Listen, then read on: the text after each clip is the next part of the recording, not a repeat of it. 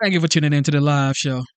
It is currently 12:46 a.m. And of course, today's date is the 10th of May 2026. How are you doing? God is the greatest. Of course, a lot of you have heard about the U.S. trade situation, the tariffs that President Trump, the 45th, now the 47th president, is always talking about, and how he's made a lot of money, has made America a lot of money through tariffs. And some of you may not really understand the concept of tariff, but on this episode, like I would say, this is a hearing. It's about 4 hours. You would learn about tariffs and what tariffs has done for the United States, the benefit, and maybe the disadvantages as well. Shout out to Dr. Luke the Goat. Dr. Luke the Goat. Shout out to you. Shout out to Mrs. Goat as well. God bless you and your family. Yes. All right. Ladies and gentlemen, thank you for tuning in to the live show. Are we ready to have a good time? God is the greatest. Put a smile on your face. Life is precious. Stay optimistic. Stay optimistic. All right. Stay positive. God is great. And happy Mother's Day to every beautiful mothers out there doing their thing, taking care of their kids, taking care of their home as well. All right. All right. Here we go. Woo! Welcome back to the best committee in Congress, the Ways and Means Committee. Before we get started, I just wanted to point out my dissatisfaction for receiving your testimony. We received your testimony at 7:08 last night, and we asked for every witness to do it within 48 hours. And whether you're in the party that I'm in or not, I think that that's just not duly proper within our committee. Since last April's Liberation Day, the sky has not fallen on the economy as the so-called experts and naysayers predicted. The Trump administration's America First trade agenda is opening new markets to American workers, manufacturers, and farmers, eliminating long-standing tariffs on American products and securing commitments of over $1 trillion in investments in our country. Since returning to office, President Trump's administration has signed more than 18 new trade agreements and frameworks that are supporting American jobs, strengthening our industrial base, and securing our supply chains. Here are just a few examples of the U.S. wins for manufacturers and American workers. The European Union will eliminate tariffs on U.S. vehicles from 10% to 0%. Cambodia eliminated all tariffs on imports from the United States, including going from 15% to 0% on a wide range of U.S.-made machinery and equipment. Taiwan will eliminate tariffs on most vehicles down from a previous range of 15% to 25%.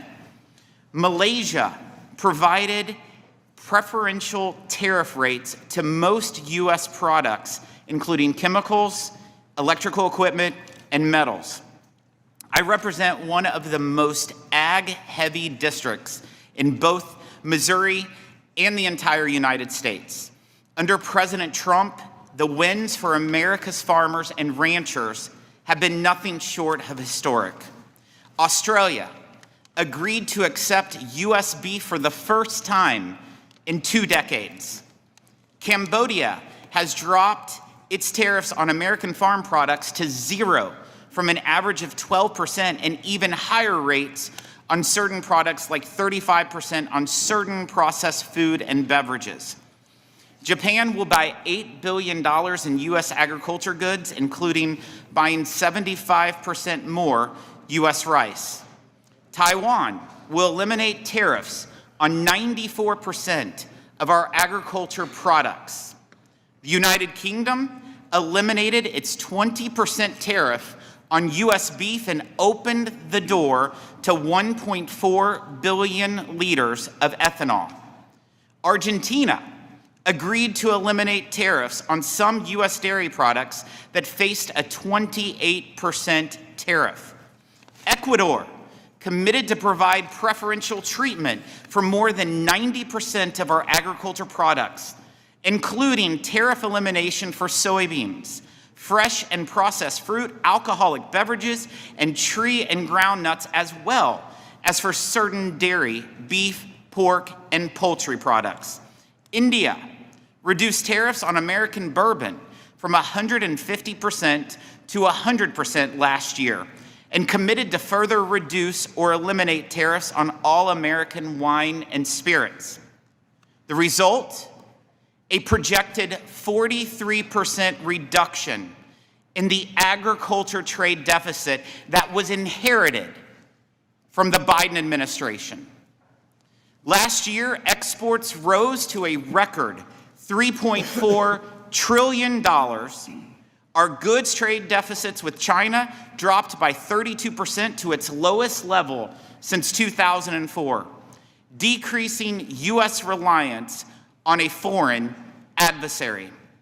China's share of all U.S. imports dramatically fell from 13.4% to 9.3% in a single year. President Trump's tariff policies provided the leverage needed to achieve these wins that no other president has been able to ever accomplish. One area of concern, however, to me and to a large group is in American manufacturing. President Trump's America First agenda is all about bringing jobs and investment back to the United States. But we cannot accomplish this goal if our trade policies actually incentivize companies to locate their facilities to Mexico and Canada rather than the United States. I've had CEOs of several large businesses tell me just in recent weeks that it would be better to locate one of their major manufacturing facilities in Mexico rather than Texas, because under USMCA rules, they are able to import many more of their components, parts, tariff-free, then bring the finished product into the United States tariff-free as well.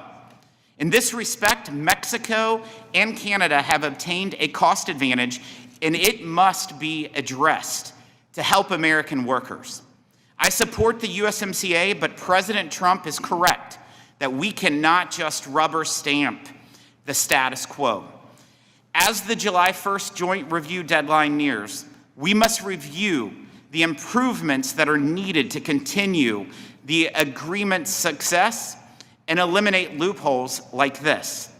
We've also seen with USMCA how benefits can fail to materialize for American producers when trade agreements are not robustly enforced. Mexico should have never blocked imports of U.S. corn, which was not resolved until shortly before President Trump's swearing in. And American dairy farmers still have not resolved their dispute over access to the Canadian market. This committee looks forward to working with you, Ambassador Greer, and your team throughout the joint review process. Our country cannot go back to business as usual and reverse the historic gains won by President Trump's trade policies. Even after the Supreme Court's recent ruling, I support the use of Section 122 tariffs while the administration continues Section 301 and Section 232 investigations. One of the few smart things that President Biden did was keep many of President Trump's Section 232 and Section 301 tariffs in place, because even he knew they were in America's best interest. Looking ahead, this administration must be vigilant and focus on enforcing the commitments trading partners made in these new trade agreements.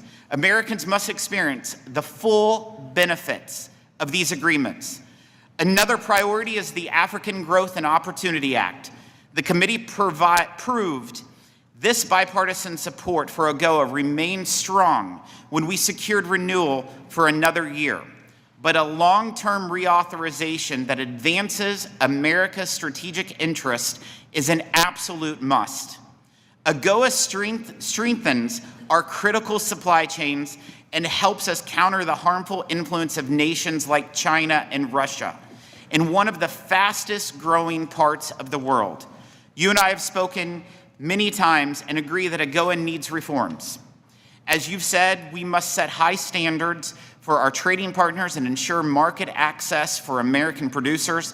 I expect USTR to continue to engage with this committee to find a path forward for long-term renewal. President Trump set the stage for a roaring economy that helps workers achieve the American dream with new reciprocal trade agreements, pro-growth tax relief and the working families tax cuts, and slashing regulations.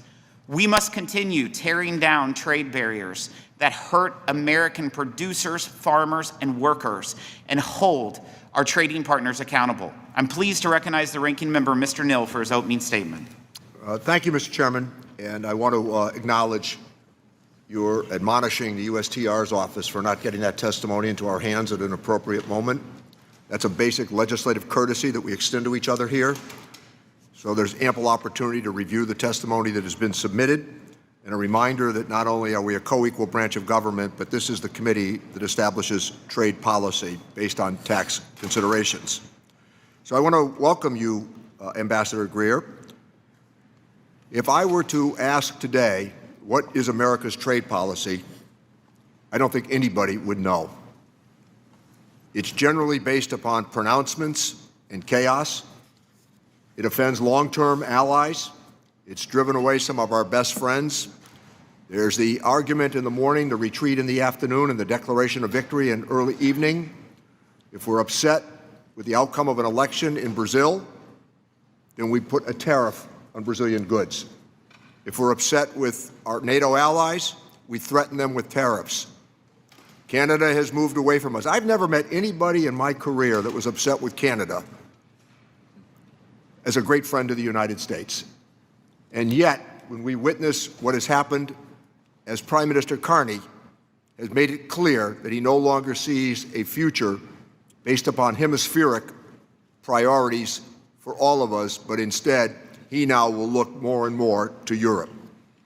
The President's illegal use of emergency powers to impose these sweeping tariffs, they've been rejected by the courts, and yet the administration continues to reach for new pretexts to raise costs. The American people are feeling it, our allies, our industries, everybody is feeling these cost increases. What we're paying for gasoline, what we're paying in the marketplace, what people are paying for fertilizer, it is driving considerations that heretofore would have been resolved in an amicable fashion. This damage is not theoretical. Jobs have been lost, supply chains have been disrupted, and last year there was really very little growth in job opportunities for the American people, with the exception of health care, which will be felt after the November elections as well as it relates to our hospitals. Families are paying more now, and it looks like for weeks and months to come, and it is unlikely that despite the Supreme Court decision that the consumer will be given relief based upon the court striking down the President's tariff plans. Now, as I noted, sky-high gas prices, volatile oil markets, and it is not based on economic fundamentals. It's the uncertainty that the administration insists on injecting into the global economy. The President campaigned on lowering prices, just as he campaigned on growing manufacturing and protecting our workers. Both promises have yet to be met, putting a thumb in the eye of organized labor from every angle of the trade agenda. Let's review prices at the store that have gone since we last met, where they've gone since we've last met. Beef costs 17% more, coffee's up 26%, vegetables a whopping 48%. This is not pocket change, Mr. Ambassador. This budget busting for so many occurs as they were already struggling to get by. And what has amounted to big numbers in the aggregate, what we're essentially saying is that we've taken $1,700 from the wallets of average Americans. Billions siphoned off of pockets of the American people because of these higher prices, and the administration refuses to do anything other than to offer more chaotic pronouncements. Let's be clear. Tariffs can be a tool when used strategically and lawfully, and I've witnessed presidents using that with support from members of Congress. But what we've seen over the past year is neither. It's been scattershot, across-the-board approaches that punishes American consumers. It weakens our competitiveness and isolates us from, indeed, our best friends in the world. A trade war with the world was never going to end well, and to no one's surprise, it hasn't. The legal theory underpinning all of this has collapsed. The courts, all the way to the Supreme Court, have made clear that IEEPA is not a blank check for this president nor any president. He can't declare an emergency whenever it's politically convenient and raise costs. It's not just the administration's actions, but the silence of our Republican colleagues. Republican Party, since I've been with this committee, have always been for open markets and free trade, and I suspect privately they still are. These price hikes have cost us jobs, created economic uncertainty, and certainly this inaction by our colleagues on the Republican side have contributed to this morass. The reality, as we threaten friends across the globe, soften threats to what we perceived in the past as it relates to Russia and oil prices, it's astounding how this is made up from day to day.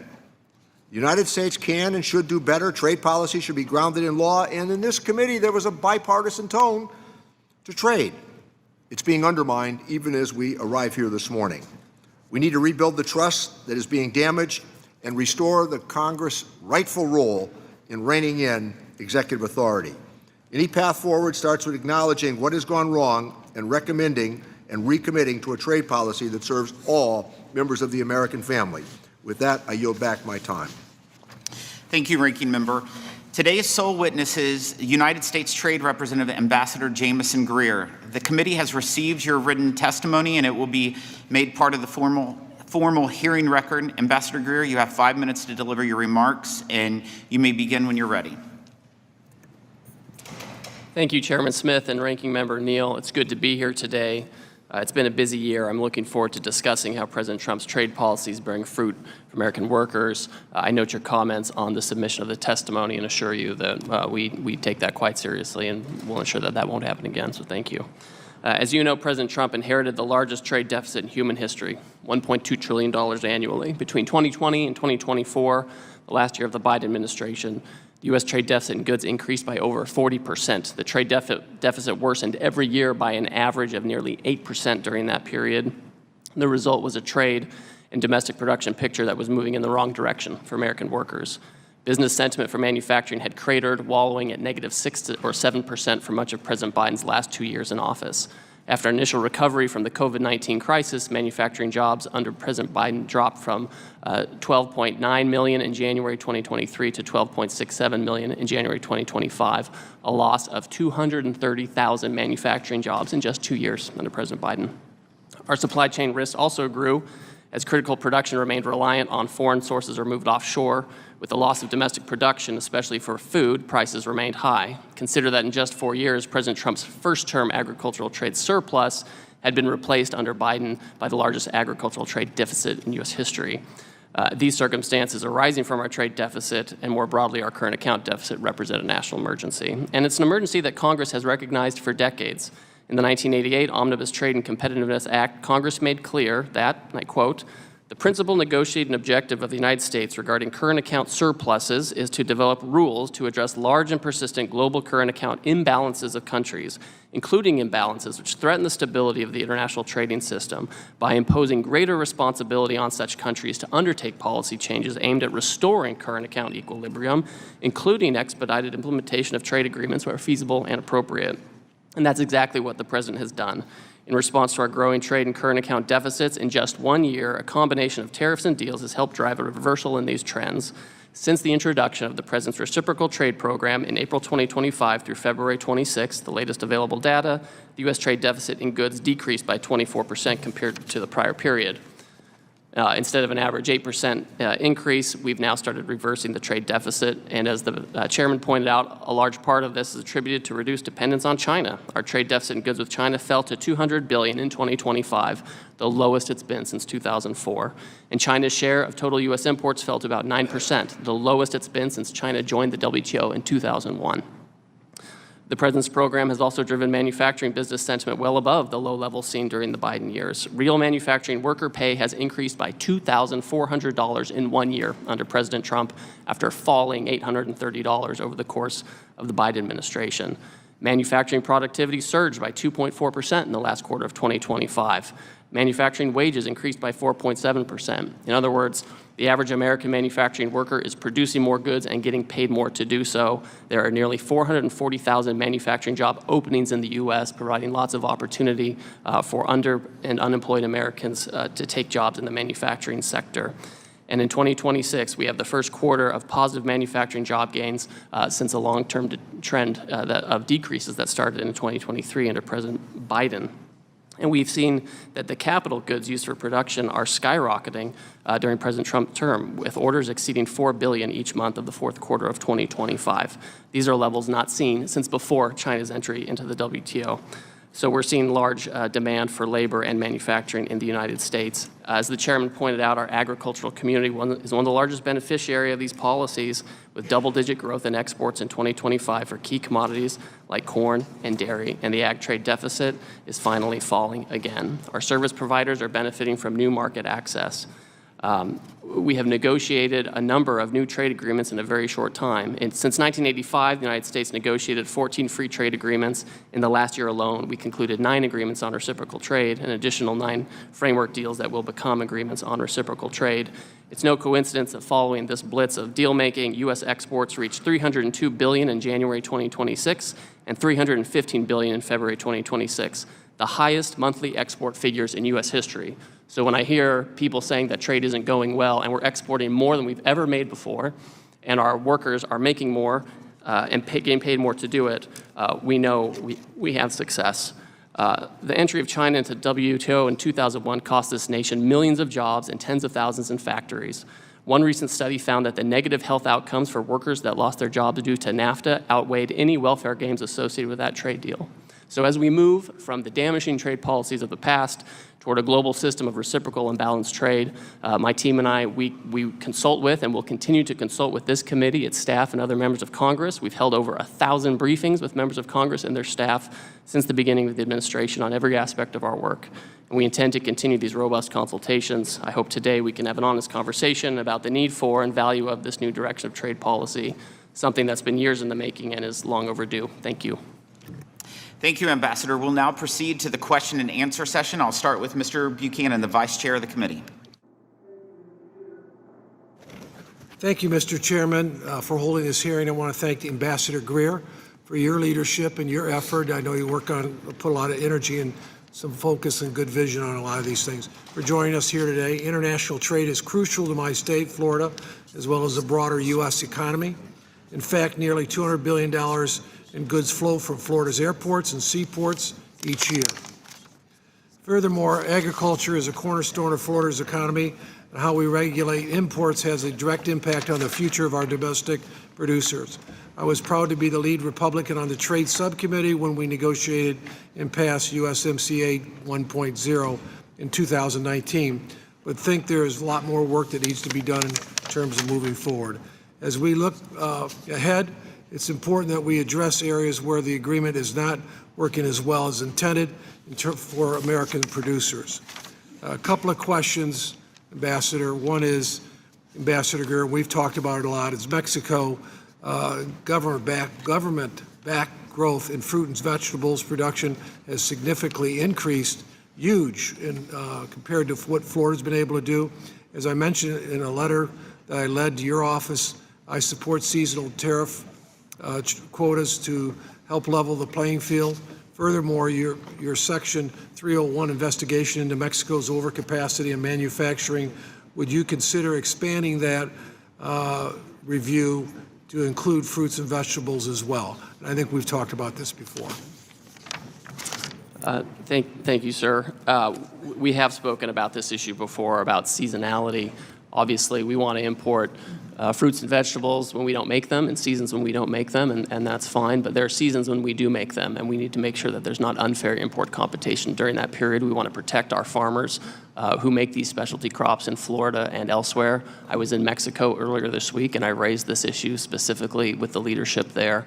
And so we expect that this will be included in our USMCA negotiations. To the extent there are other tools available, legal tools at USTR to address this, we're open to that as well. Yeah, let me just say, in terms of trade, I view it as kind of at the end of the day, it should be somewhat fair, and our farmers have had some success, but the numbers are like 5 times greater or something like that. It's a huge thing. So I want to talk to you more about that. Unfortunately, during the 4 years previous administration, we failed to secure new trade agreements and did not address the critical issues such as expanding markets, access for U.S. companies.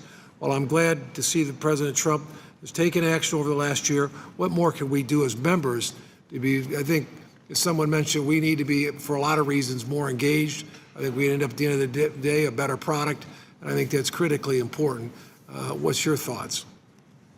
Well, as Chairman Smith pointed out, he signaled his robust support for the tariffs that the president's imposing. All of these wins we're talking about, all the dairy from California that's going to go overseas, all the fruits and vegetables from Florida and other places that are going to go to foreign markets, all this new access, it is not due to moral suasion.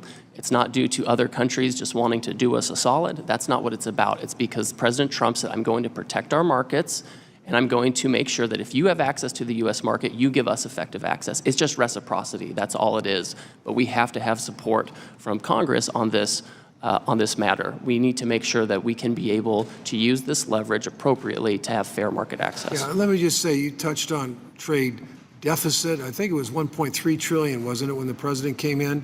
1.2, sir. Yes. Yeah, 1.2 trillion. And it's what is it today? So if you look at the end of calendar year, it was of 2025, it was about the same.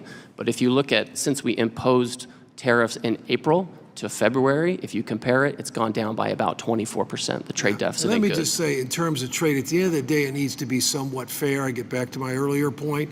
I see a lot of our countries we work with, we've got good relationships with, but the trade deficits are monstrous. Some of the smaller countries, that's one thing, but some of the big countries, and I don't want to rattle them all off, but there's a lot of them that really do take advantage of us. And I just think at the end of the day, they need to buy, if we're buying a bunch of cars from them or whatever we're buying, they need to be buying our beef and other things. It needs to be fair at the end of the day. That's how I look at it.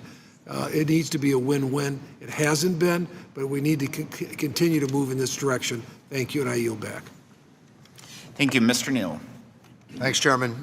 Thanks to House Democrats, the Supreme Court ruled what most of the trade community already knew, and I suspect the USTR's office knew as well, and that's that the IEEPA tariffs were indeed unconstitutional. Now, President Trump owes refunds to everyone who has paid the tariffs. It's going to be interesting to find out how that plays out for sure. These refunds should be issued automatically without the need for bureaucratic red tape, and I'm anxious to find out how the consumer is going to receive their refunds. Thanks to Representative Horsford for having the foresight to introduce the Relief Act, for he knew that this administration would slow walk and maybe deny what is rightfully owed to the American consumer. Report after report has confirmed that the average American family has paid over $1,700 more last year because of the tariffs. These families need to be compensated, like what Representative Thompson has outlined in his Illegal Tariffs Act. But instead of course correcting to the tariff approach, the administration is trying to reinstate IEEPA tariffs with indeed a flimsy pretext. American families are struggling under the administration's trade agenda. Gas prices have gone through the roof, fertilizer has gone through the roof, and all the food that we eat and consume has gotten more expensive and about to get even worse. Mr. Ambassador, can you commit today to let the Section 122 tariffs expire without adding new tariffs? Ranking Member Neal, thank you for your comments. The President, his trade policy has not changed. He's not going to go back to the old situation where we had no tariffs and we just let foreign goods made by foreign workers come in without any fee to the detriment of domestic workers. I know that Democrat attorneys general and Democrats here, they want to have that system. They want to have a system where there's no tariffs and all this stuff just comes in. But we're not going to have that, so the president will continue to have tariffs using appropriate legal tools. Thanks, Mr. Ambassador. I think you know that we don't want that sort of a structure. Our position is that selected tariffs at certain intervals based on perhaps steel dumping in the Midwest, that's an appropriate measure to embrace the tariff. What we see as a chaotic nature of not liking a presidential election in Brazil as becoming a substitute for sensible trade policy. That's what our objections are, and that's the scrutiny that we've added. But the two of us have a good history on USMCA, and we're both, I think, indeed very proud of what was accomplished. I'm hearing you say publicly that we are unlikely to extend that agreement by July 1st, the deadline, and it doesn't look as though the Canadians are receptive to some of the overtures that are being made, if at all. We're proud of this economic relationship, and it looks like from here we are not going to meet the deadline. Can you commit to us today that you will work directly with our committee to ensure that USMCA, where needed, can be strengthened and extended as we envisioned with at the time, what President Trump called the best trade agreement in the history of the world. By the way, just a few months later, he called it the worst trade agreement in the history of the world. So again, it's back to that chaotic approach. But this is a big deal for America. Can we get your views on it? Yes, sir. And certainly, I'm going to continue working with you and the committee on USMCA renewal, renegotiation, and the like. I don't think we want to rubber stamp it. The idea is, and this was baked into the agreement on purpose, that there would come a time when you would want to either renew it without change or go into a period where you could renegotiate elements of it. I think there are load-bearing pillars in USMCA that we don't think about a lot because they work well, right? But there are things that were pointed out, like Chairman Smith, where third countries are bringing content into Canada or Mexico and bringing it into the U.S. to the detriment of our workers. Those things we have to change. In our discussions in Mexico this week, we've been focused on rules of origin. We've been focused on economic security. We've been talking about sectors that we need to reshore to North America and to the United States. So we look forward to working with you on all of these topics. Thanks. And, to recall for new members of the committee, a reminder that trade agreement was endorsed by the American Chamber of Commerce, the AFL-CIO, and the Teamsters Union. 195 Democrats voted for USMCA, and 194 Republicans voted for USMCA. A remarkable feat, given the polarization that has surrounded trade in recent years. Thank you, Mr. Chairman. Thank you. Ambassador Greer, I know the Trump administration is working to ensure our trade policies are America first and benefit the U.S. workers, manufacturers, and farmers.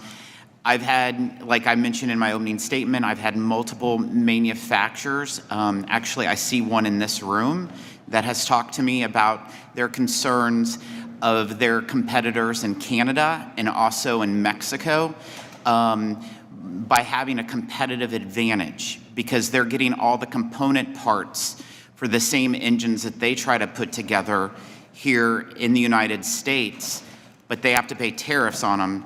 But all of these companies that are competing with them in Canada are not having to pay on their tariffs. And so this is an issue that if we really want to focus on manufacturing and investment of manufacturing in the United States, we need to make sure our people are treated fairly or better than people who live in other countries. So assuming the issue is on your radar, and I know it is, what is the administration prepared to do to keep those manufacturing jobs here and close the loopholes in USMCA that might provide incentives to ship jobs out of the United States?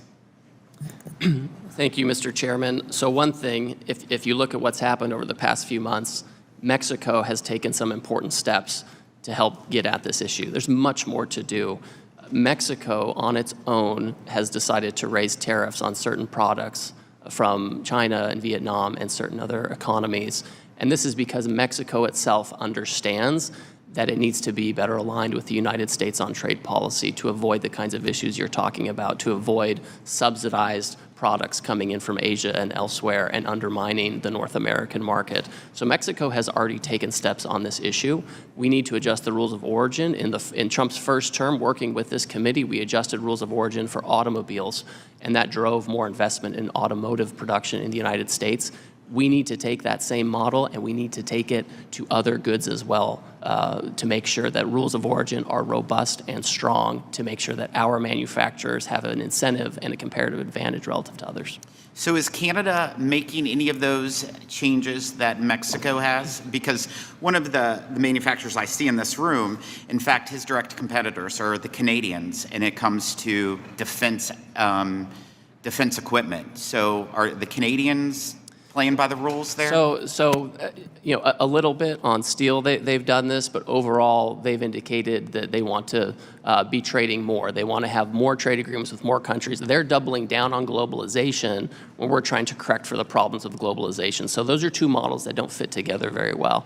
I've had conversations with the Canadians. We're in regular contact, and we've talked about these issues. Again, there'd have to be a rule of origin put in place, and if the Canadians don't want to have the rule of origin, then we'll have to have some other border control to make sure that we aren't disadvantaged. Yeah, this is a huge priority of mine, especially in looking at the review of USMCA. I want to make sure under all circumstances U.S. manufacturers are treated the same or better than other manufacturers in Canada or Mexico or China or wherever they're at. So I appreciate your work there. I've made it clear that we need a long-term reauthorization of the African Growth and Opportunity Act Trade Preference Program. AGOA is America first and vital to our national security interests. It strengthens our critical supply chains and helps America counter the spreading global influence of Russia and China. China is quickly moving to corner Africa's vast critical mineral reserves that have never been more important to our economic security. Without AGOA, America is handing adversarial nations a free pass to make even further gains on that continent. Ambassador Greer, this committee has worked to build bipartisan support for a long-term reauthorization of AGOA. We secured a one-year extension in February, but we can and must do better. This committee passed out a 3-year bipartisan renewal. Of course, it was moved down to a year. We stand ready to work with your agency and others to bring AGOA into the 21st century. That will require your agency, though, prioritizing this work in partnership with us. Will you commit to helping secure a long-term reauthorization of AGOA by the end of this year? And what length of reauthorization have you discussed with the president? So, Mr. Chairman, we do commit to working with you for a multi-year authorization. I don't have a specific number yet. We can talk about that. Our agency very shortly will be circulating a Federal Register notice to solicit views and input from the public on how we can improve AGOA to meet the goals that you and I share. When we look back at 20 years of AGOA, at the end of that 20-year period, China was the largest beneficiary of African trade. So something wasn't working with AGOA. So we want to improve it. I'm glad to know there's bipartisan support. This past week, I met with presidents and prime ministers and trade ministers from Mauritius, Madagascar, Nigeria, and elsewhere. So this is something that is at the top of our agenda. And I think there is a real opportunity to work together to create a longer lasting, more reciprocal AGOA. It's great to hear that. The Trump administration has been mounting a strong effort to open markets for American agriculture, including securing Cambodia's agreement to drop its tariffs on American farm products to zero, Japan's commitment to purchase $8 billion in U.S. agriculture goods, and Taiwan's agreement to eliminate tariffs on 94% of such goods. Unfortunately, the farming communities I represent in Southeast Missouri continue to face significant challenges. The farm economy is in a very, very bad place, including with the rise in fertilizer prices. What more is the administration considering when it comes to addressing concerns faced by our farmers and ranchers? And is the administration still considering utilizing tariff revenue to provide targeted support for American agriculture? So we are very aware of the input cost issue, and fertilizer prices skyrocketed under the Biden administration, but they still haven't come down enough in our view, and I think we probably all share that view. Under the Biden administration, there was an initiative started to allocate money to smaller fertilizer producers. That was never acted upon. The USDA is now actively going through applicants to that program to see if there are opportunities for more fertilizer producers to get into the game. We know that there's some concentration in the fertilizer industry, so bringing in more and smaller producers can be helpful. We're also committed to permitting reform and regulatory reform. We have fertilizer producers in the United States who want to open new mines or new processes, but they're slowed down by a regulatory process that we're speeding up. So these are things that are very important to us, and we want to make sure that the domestic fertilizer we make in the U.S., which is actually very robust, we make a lot here. We want to make sure that that is supported and enhanced, and that we can continue to get what we need from overseas as well. Under President Trump's strong leadership, the United States has achieved many trade wins in the digital sector, including compelling Canada to drop its plan to impose a digital services tax against American businesses. Unfortunately, trade barriers impacting digital service providers continue to grow. As Canada, the EU member states, most notably France, and other countries continue to impose DSTs or other digital measures that discriminate against American innovators.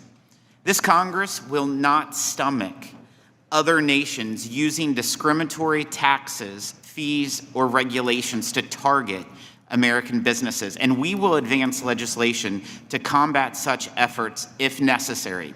Ambassador Greer, you have said that USTR may launch Section 301 investigations into digital issues.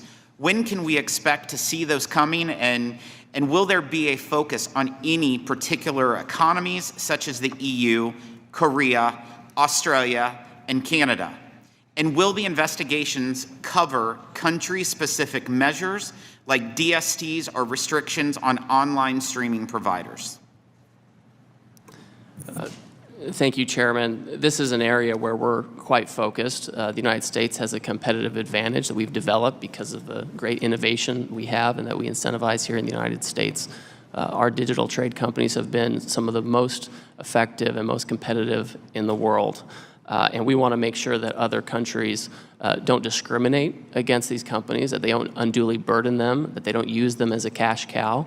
So we have certain, Section 301 potential actions in draft.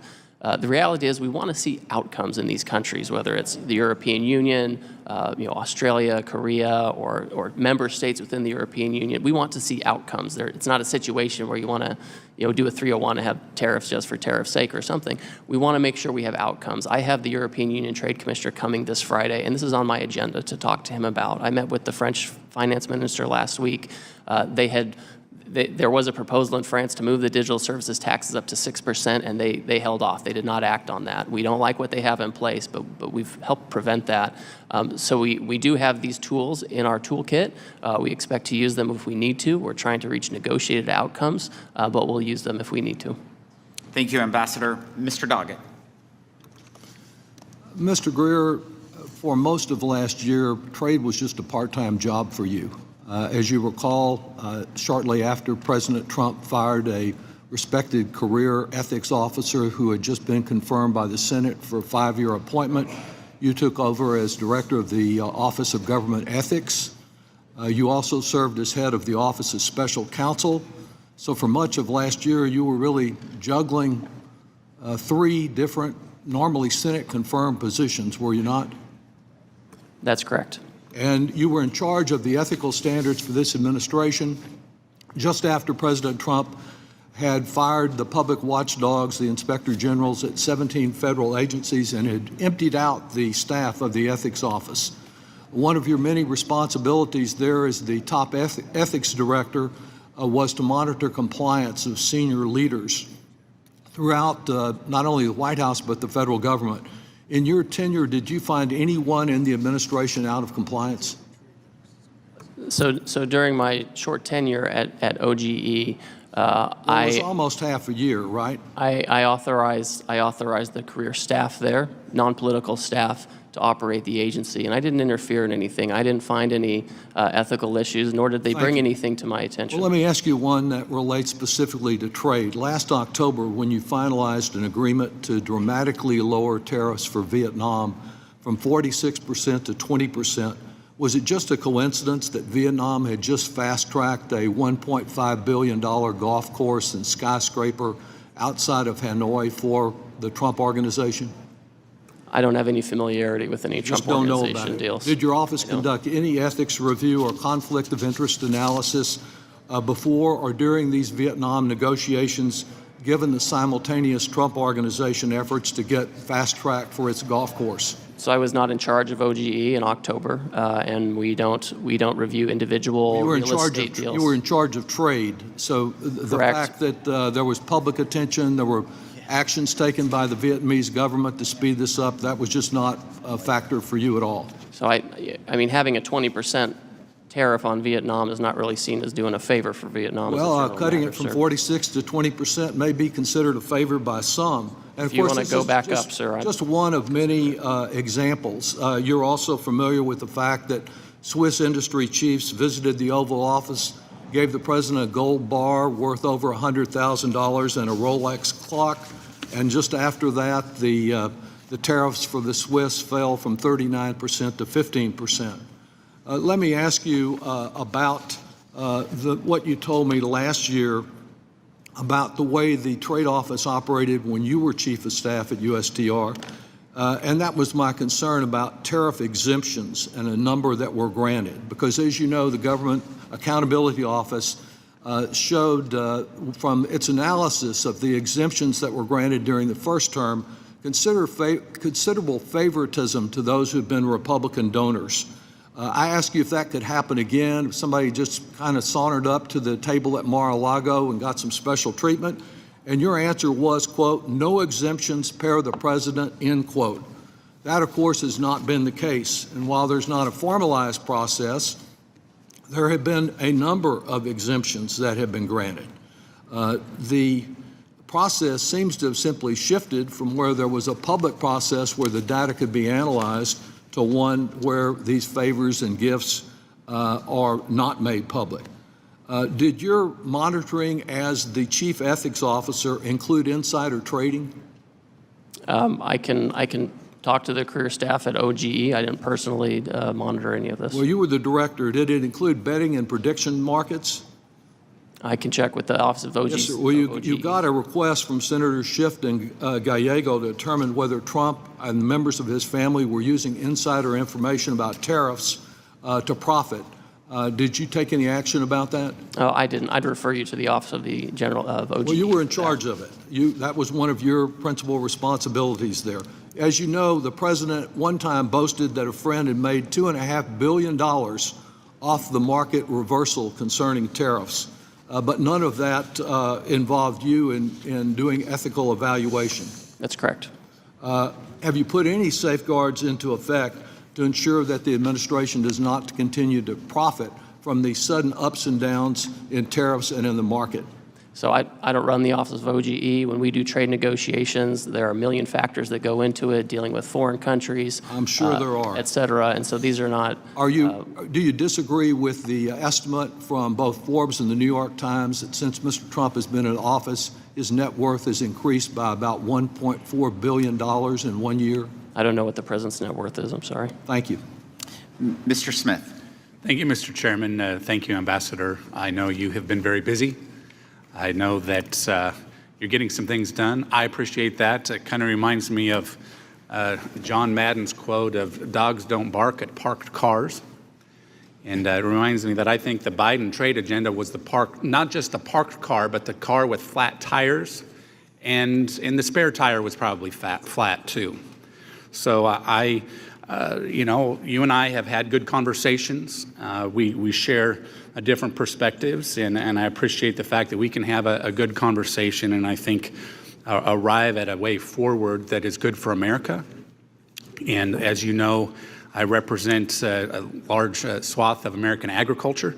I'm very proud of that. But I know that you've been busy advocating for farmers, ranchers, service providers, manufacturers, and that expanding market access, protecting intellectual property, and combating anti-competitive practices are not simple tasks. I don't have to tell you that.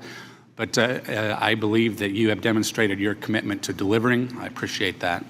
Beyond negotiating 9 agreements on reciprocal trade, conducting Section 301 investigations, and securing past due commitments from current free trade agreement partners, you've also kicked off the 6-year review of USMCA.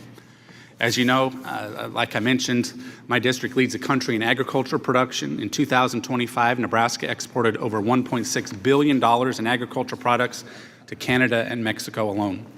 The USMCA review provides a unique opportunity to take stock of the North American trade relationship and ensuring any concerns are addressed. So my first question here, we know that the dispute settlement mechanism is particularly valuable in USMCA. I was disappointed to see how long it took on the biotech corn dispute with Mexico, but ultimately we prevailed, and I'm happy to say, on all those various factors. So I was just wondering if what you might be thinking about the dispute settlement mechanism as you enter into discussions with Mexico and Canada, and are there opportunities to make it more efficient? Thank you, Chairman Smith. So yes, I think there are opportunities to make it more efficient. I think you can put in rules to speed things along, rules to make sure no one can block selected arbitrators on a panel and that kind of thing. I think even more important than making sure that the mechanism works is making sure that we have the political will to actually enforce the agreement. I think under the Biden administration, we saw slow and limited enforcement. Our energy companies had a lot of problems in Mexico during that time, and eventually consultations were started, but no case was ever brought. So I think you have to make sure the mechanism works, and I think the bones for it are there, and we can do some things to make it more efficient, but you have to have the political will as well, and Mexico and Canada have to understand that we will act if they don't honor their commitments. Thank you. Separately, I know the administration has recognized that there are some products that simply cannot be produced in the U.S., and under the IEEPA tariffs, those products were placed on what was called the Annex 2 list. When the administration imposed tariffs under Section 122 after the Supreme Court decision, it maintained the unique treatment of Annex 2 products. As you complete the current Section 301 investigations, review their findings, and consider potential remedies, do you anticipate that any tariffs applied would have similar product coverage to those under IEEPA or Section 122? And if Annex 2 is maintained, would you consider expanding it to include any products identified as unavailable in our country through Section 301 public comment process? Well, Section 301, there's an ongoing investigation, so I don't want to prejudge it. But what I will say is at a certain point, we will release our findings. If we think responsive action is needed in the form of tariffs or something else, we'll communicate that to the public. We'll have a comment period. People can then comment on, do they think certain things should be out, should be in, et cetera, and we'll take that into consideration. Okay. Well, I appreciate that. And again, I know that there are many points that we can celebrate of where you have very diligently gotten other countries to make concessions. I think clearly these concessions would not have been made by other countries without the pressure to do so. And especially other countries wanting to shut out our high quality, affordable agricultural products. And as the chairman pointed out, U.S. agriculture is hurting, and that when we can see advances made in our trade policy where other significant markets buy more American products, I think the world is better off. And given our efficiencies, certainly we want to bring more prosperity to U.S. agriculture. So thank you. I yield back. Mr. Thompson. Thank you, Mr. Chairman, for having the hearing. And I'd like to submit a number of articles and documentation for the record, all of which will support some things that I'm going to talk about and questions that I'm going to ask. And I'm glad that you got your information from the trade ambassador at 7 last night. We didn't get ours till 10 last night. Mr. Ambassador, thank you for being here. I've got a couple of questions to start with that I think you can answer them yes or no. The first one, is the president personally involved in setting trade policy for the United States? Yes, he is. Is the President a proponent of tariffs? He is. And was Liberation Day the President's idea? The President made this choice. He had a lot of options. That's what he wanted to do. Thank you. Just for the record, I want to establish that Liberation Day, or the plan to set tariffs on every country except Russia, is in fact a signature trade decision by this administration. And Mr. Ambassador, a strong manufacturing base is critical for our economic and our national security. And under this administration, we've lost 100,000 manufacturing jobs. And that information is what is documented by the information I just submitted for the record. And it's important to note that, notwithstanding your earlier comments, under the previous administration, we created 700,000 manufacturing jobs. The manufacturing job growth under the former administration was because of some great work that we did in this committee, in part. CHIPS and Science Act, the Inflation Reduction Act, my legislation to establish tax credits for renewable energy production, the bipartisan infrastructure law. We had a role in all of that, and it led to a successful manufacturing job growth. And after decades of manufacturing losses, the former administration created these manufacturing jobs, and the current administration has killed that progress. As the representative of one of the most productive agricultural districts in our country, I've seen firsthand the perseverance, the ingenuity, and the grit of American farmers. But sadly, fertilizer prices are up, fuel prices are up, farm debt increased in 2025, and it's forecasted to increase again in 2026. And farm debt is higher today than at any point since the 1970s, even higher than the farm crisis of the 1980s. And last year, farm bankruptcies raised by 46%. And again, that information is all in what I documented, by what I put into the record. You know, Mr. Ambassador, Canada in 2024 was the largest export market for U.S. wine. And in response to this administration's trade policies, along with his talk about making Canada a 51st state, wine exports to Canada fell 78%. They fell 35% globally because of the trade policy that we're trying to struggle through. Emergency agricultural assistance to specialty crop producers in my district has been zero. The same in California, zero. And specialty crop producers in America, zero. Agricultural producers are being crushed by these high fuel prices, the high input prices, crushing debt, closed foreign markets, and intense competition from foreign competitors. American farmers and ranchers didn't cause this problem, yet they're paying the price for this administration's decisions. Mr. Ambassador, consumers paid more for groceries and other goods because of this administration's tariff. As has already been pointed out, about $1,700 a year have been extracted from the family pocketbook across the country. As Mr. Neal mentioned, I have legislation to make sure that in refunding the tariffs collected under the illegal tariffs, that those monies are refunded to the people who paid them, American consumers, and not sucked up by corporations who pass them on to consumers. And I'd like to get a commitment from you, Mr. Ambassador, to work with me in my office to make sure that we're able to get that money back to the consumers who paid it. Can't hear you. Customs and Border Protection is on it, and they have a portal that's been open for a few days. So you'll work with us to make sure that we get this to the right people? Customs and Border Protection, yes, sir. Thank you very much. I yield back. Thank you. Mr. Kelly. Thank you, Chairman. Mr. Ambassador, thanks for being here today. Just to clear the record a little bit, because There's a book called Rules for Radicals that kind of fits in. So if you do something wrong, you always blame the other side for doing it. So I keep hearing about inflation, and I think that sometimes we forget that the high inflation was really on June 13th, 2022. For gasoline, it was over $5 a gallon. So as much as we'd like to blame the disruption in global supplies that are taking place right now today, it actually, without anything going on in the world other than watching the price rise, we were okay with that. There was not too much said about it, other than if you were the guy paying for the gas.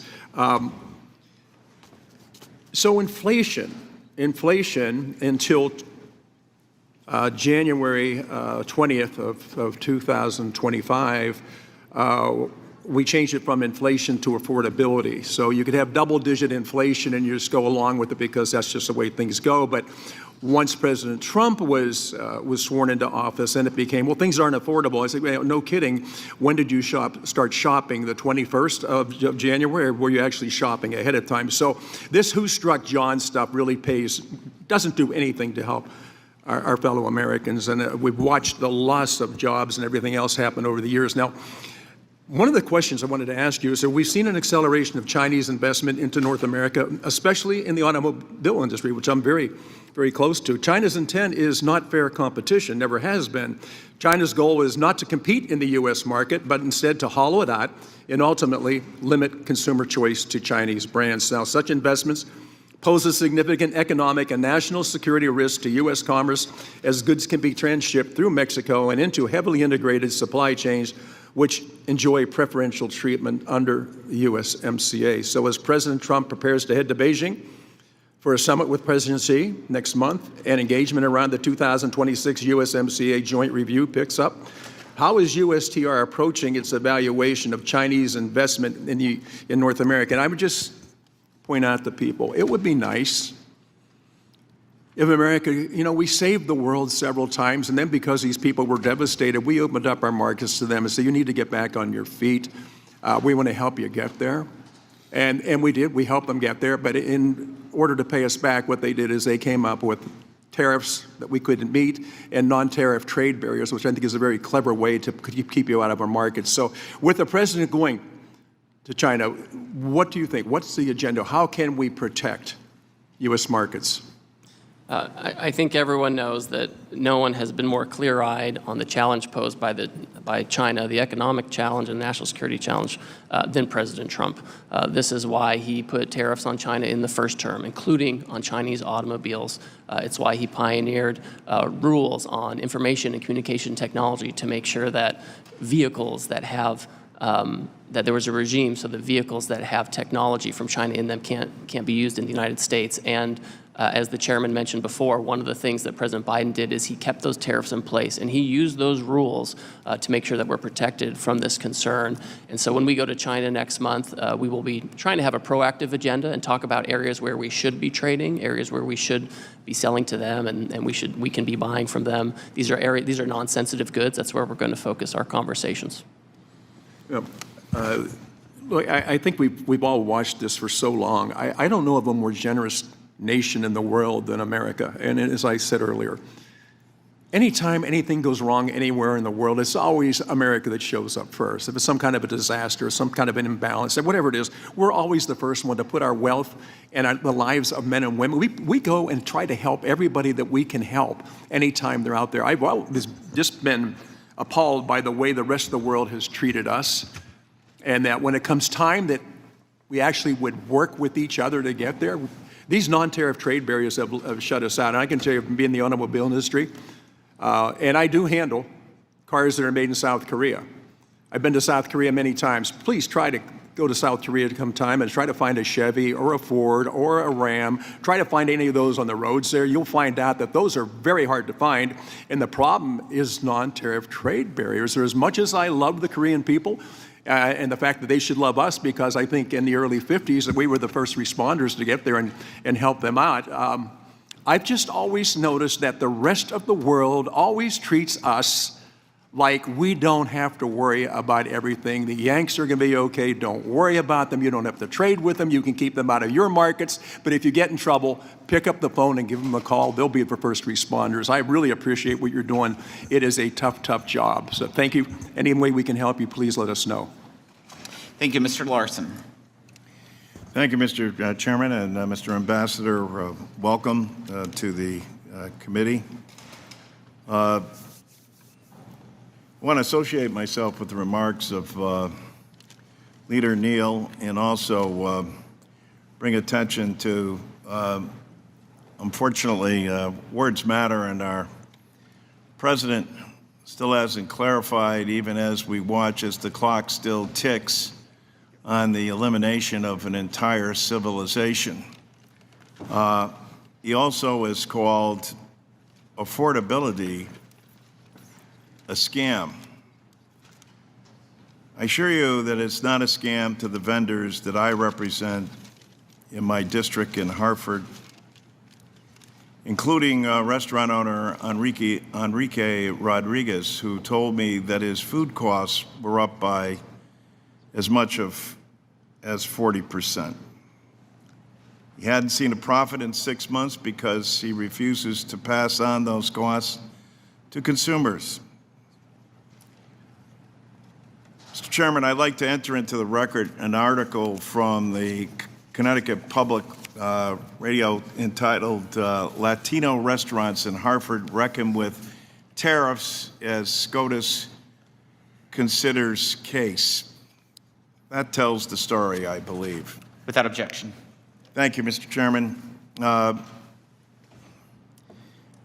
Don't get me wrong, Mr. Ambassador. Tariffs can be important. They can be an important tool in helping to address trade abuses by other countries and leveling the playing field for American workers. But that's not what the president is doing. His policies have resulted in the loss of more than 100,000 American manufacturing jobs, and he is openly hostile to American labor and workers.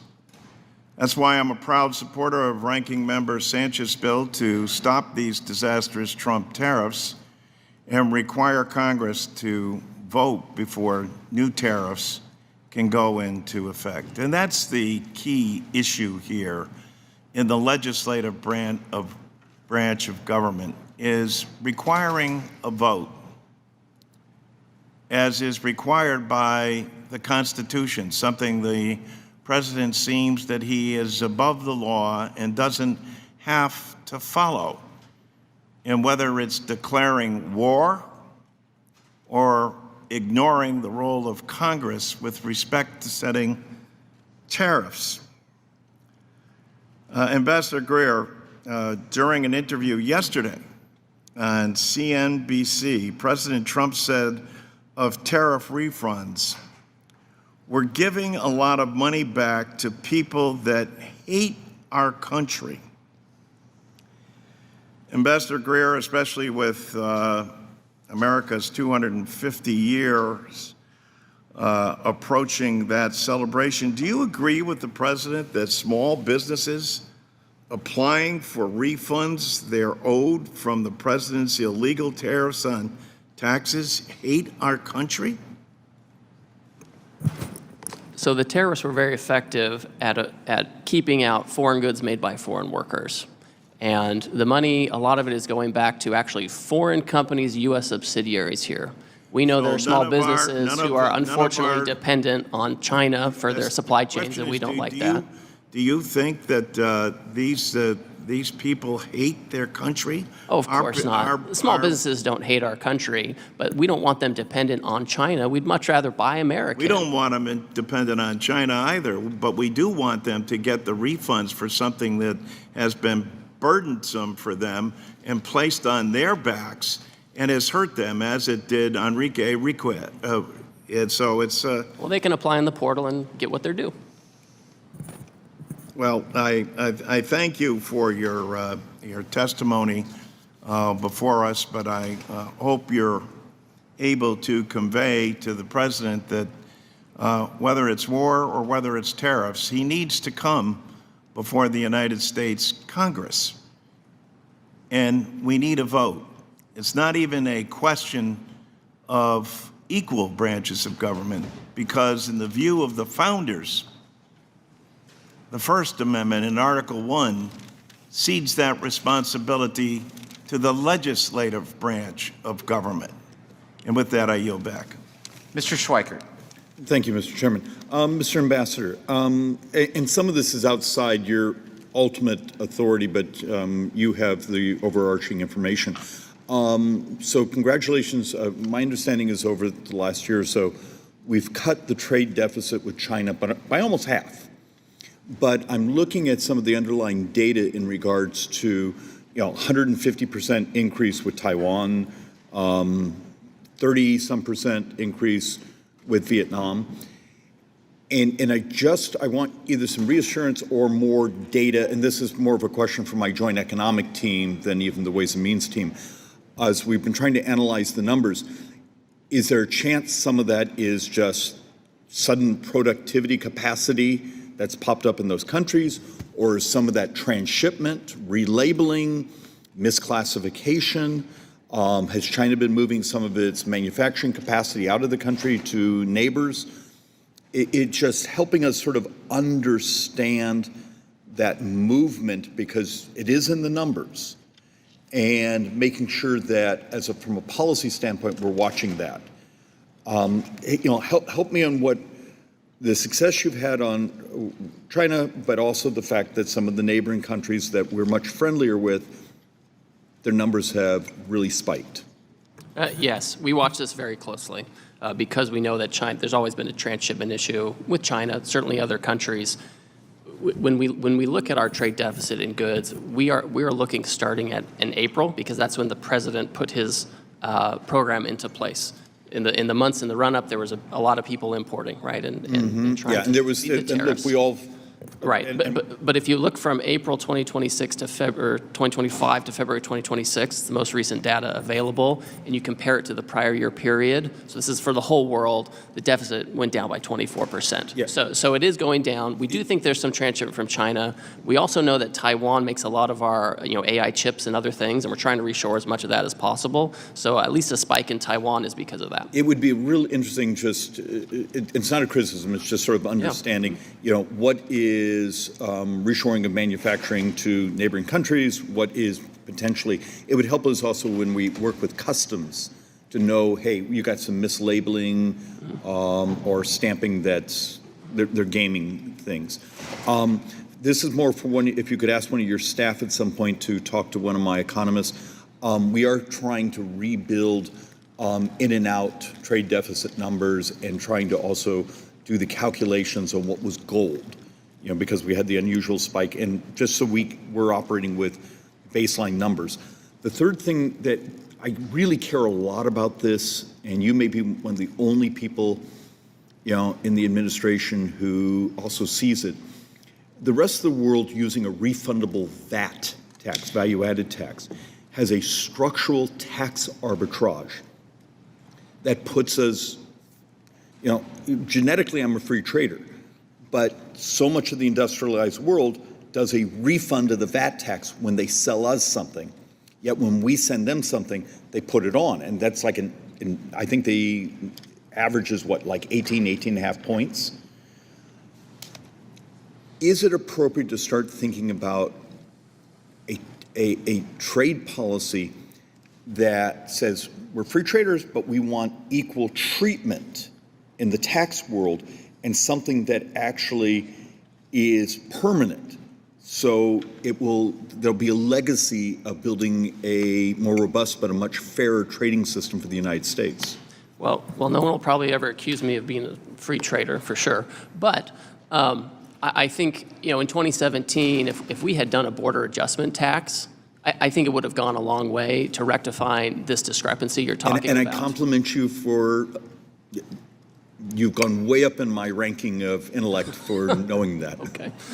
Probably started low down. but I will say, the United States has tried to fix this discrepancy before. In the 80s and 90s, we had the FISC and the DISC. Mm-hmm. We tried to do these things, and guess who said we couldn't do it? The World Trade Organization said we couldn't do it. So this is part of the reason why the global trading system is challenging for us. The president's tariffs, he's had a 10% baseline. It's a little bit of a proxy for a border adjustment tax. You can think of it that way. Yeah. So I agree with you. I'm open to discussions on that. We've built some models saying if you actually would equalize that refundable VAT tax, and we need to in some ways do something like that for our own manufacturers so we can export to the world and against that arbitrage that crushes so many of our manufacturers who are trying to sell to the world. It's just, we'd love to work with you on this. I agree with you. Mr. Chairman, yield back. Thank you. Ms. Sanchez. Thank you, Mr. Chairman. Ambassador Greer, are prices on consumer goods lower today than they were a year ago? Let me get out my data. Can you do it quickly because I have limited time? Oh, okay. Well, for some of them, they are for sure. Some are still coming down from the 9% inflation rate. No, the question was, are they lower or higher today than they were a year ago? If you exclude energy, yes. Prices are lower, really, because as a working mom who grocery shops every week, I have seen prices go up and up and up, and you can try to spin it any way you want, but I think consumers unanimously agree that President Trump has failed on his promise to bring down costs. Gas prices are at an all-time high with his war in Iran. Healthcare is getting more expensive, and Trump's chaotic on-again, off-again tariffs have led to an affordability crisis. The Supreme Court recently struck down the president's unconstitutional tariffs, and despite that ruling, I'm concerned that American families are still going to continue to face higher prices. They were forced to pay more than $165 billion for Trump's illegal tariffs that the court struck down. This week, companies started to apply to get this money back in tariff refunds, yet the refunds leave out most working families. Over the last year, companies raised prices and they passed the cost of those tariffs on to the customers. Lower income families who spend a larger portion of their paycheck on essentials have been forced to absorb the higher costs on everyday goods at the grocery store and housing. You've said that companies should give their tariff refunds back to the workers as bonuses or raises, but it's not just the workers of these companies that deserve a refund. Do you think the American people who have been paying higher prices because of these illegal tariffs deserve to be paid back too? I reject the premise of this. When you look at things like eggs, it's gone down by 45%, smartphones down by 14%. That's not the question that I asked. The question that I asked is, do you think the American people who've been paying higher prices because of the illegal tariffs should be paid back also? Ms. Sanchez. Simple yes or no. They haven't been paying higher prices because of these tariffs. These wages have outpaced inflation all year long. Sir, I have limited time. I have limited time. I'm not going to argue about that because I think most Americans can feel the higher prices. But the question is, do you think consumers deserve to be compensated for that? If you don't, just say no and we'll move on. The Democrat attorneys general asked that the money go to companies. That's what they asked for, and now they have to. Well, Mr. Thompson has my colleague, Mr. Thompson, has some legislation to try to refund some of that to the consumers who paid it out of pocket. And small businesses, you said, can apply for the tariffs. What about the small businesses who had to shutter their doors because they couldn't compete because of the tariffs? I've had constituents who own businesses tell me they've had to close their doors forever because they couldn't absorb the cost of the tariffs. And they're no longer in business, and they don't have the money to hire attorneys to try to get those refunds back. Mr. Horsford has a bill that addresses that.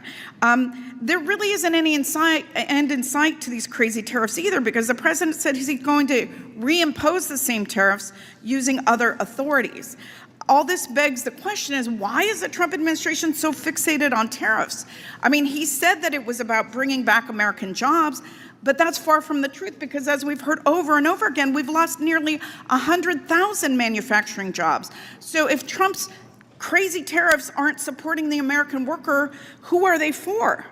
I want to bring your attention to the fact that it was recently reported that ArcelorMittal, a European steel company, gifted to President Trump $30 million worth of foreign steel for his White House ballroom vanity project. Last October, President Trump spoke about the steel donation at an event with billionaire donors, saying the European steel was great steel as opposed to garbage steel. Just 2 days after that speech, ArcelorMittal benefited from a new tariff exemption for steel and aluminum products. Ambassador Greer, do you think it's okay to grant tariff exemptions to companies in exchange for their donations to Trump's White House ballroom? No, and I'm not aware of any. Okay, can you at least agree that the White House, which belongs to the American people, should be built with American materials and not foreign ones? I don't have a bill of materials for the ballroom. I'm not involved. But I'm not asking if you're involved in that. I'm asking a simple question. Shouldn't the ballroom be built with American goods?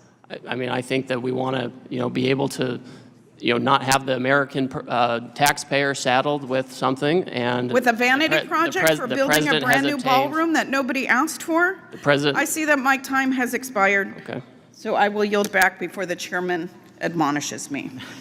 I would never do that, Ms. Sanchez. Mr. Arrington. With all due respect, Mr. Chairman, what needs to expire is this false narrative that somehow inflation was a problem that occurred on account of the policy decisions of this president and Republican leadership.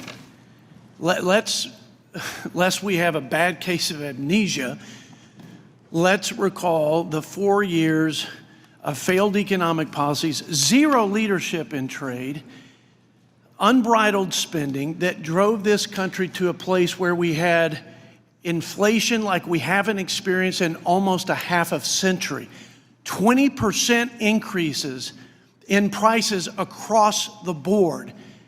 And that was the cost of living disaster that the American people were living with. And that is the deep hole that our country was in when President Trump showed up his first year. It's amazing. We never heard this narrative from our Democrat colleagues, Mr. Ambassador, until now.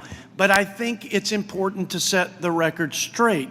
I'm reminded, by the way, that food prices, because we have a lot of agriculture, a lot of fruit producers in my district, went up by almost 30% during the tenure of President Biden and only 2% since this president has been in office. In fact, inflation and interest rates have come down from the fourth quarter of the Biden administration, the last quarter of that administration. Mr. Ambassador, please work with me here on some simple questions that might elucidate the metrics of success in trade with this president versus the last president. Let's start with goods exported. Is it true, yes or no, that the goods exported have been record levels in 25 and on pace to even higher record levels in 26? That is, exported goods from the United States, are they up at a record level in 25, on pace in 26, yes or no? Yes, we've never exported this much in 250 years of American history. Okay, I think the American people would say that's a win for the U.S. of A.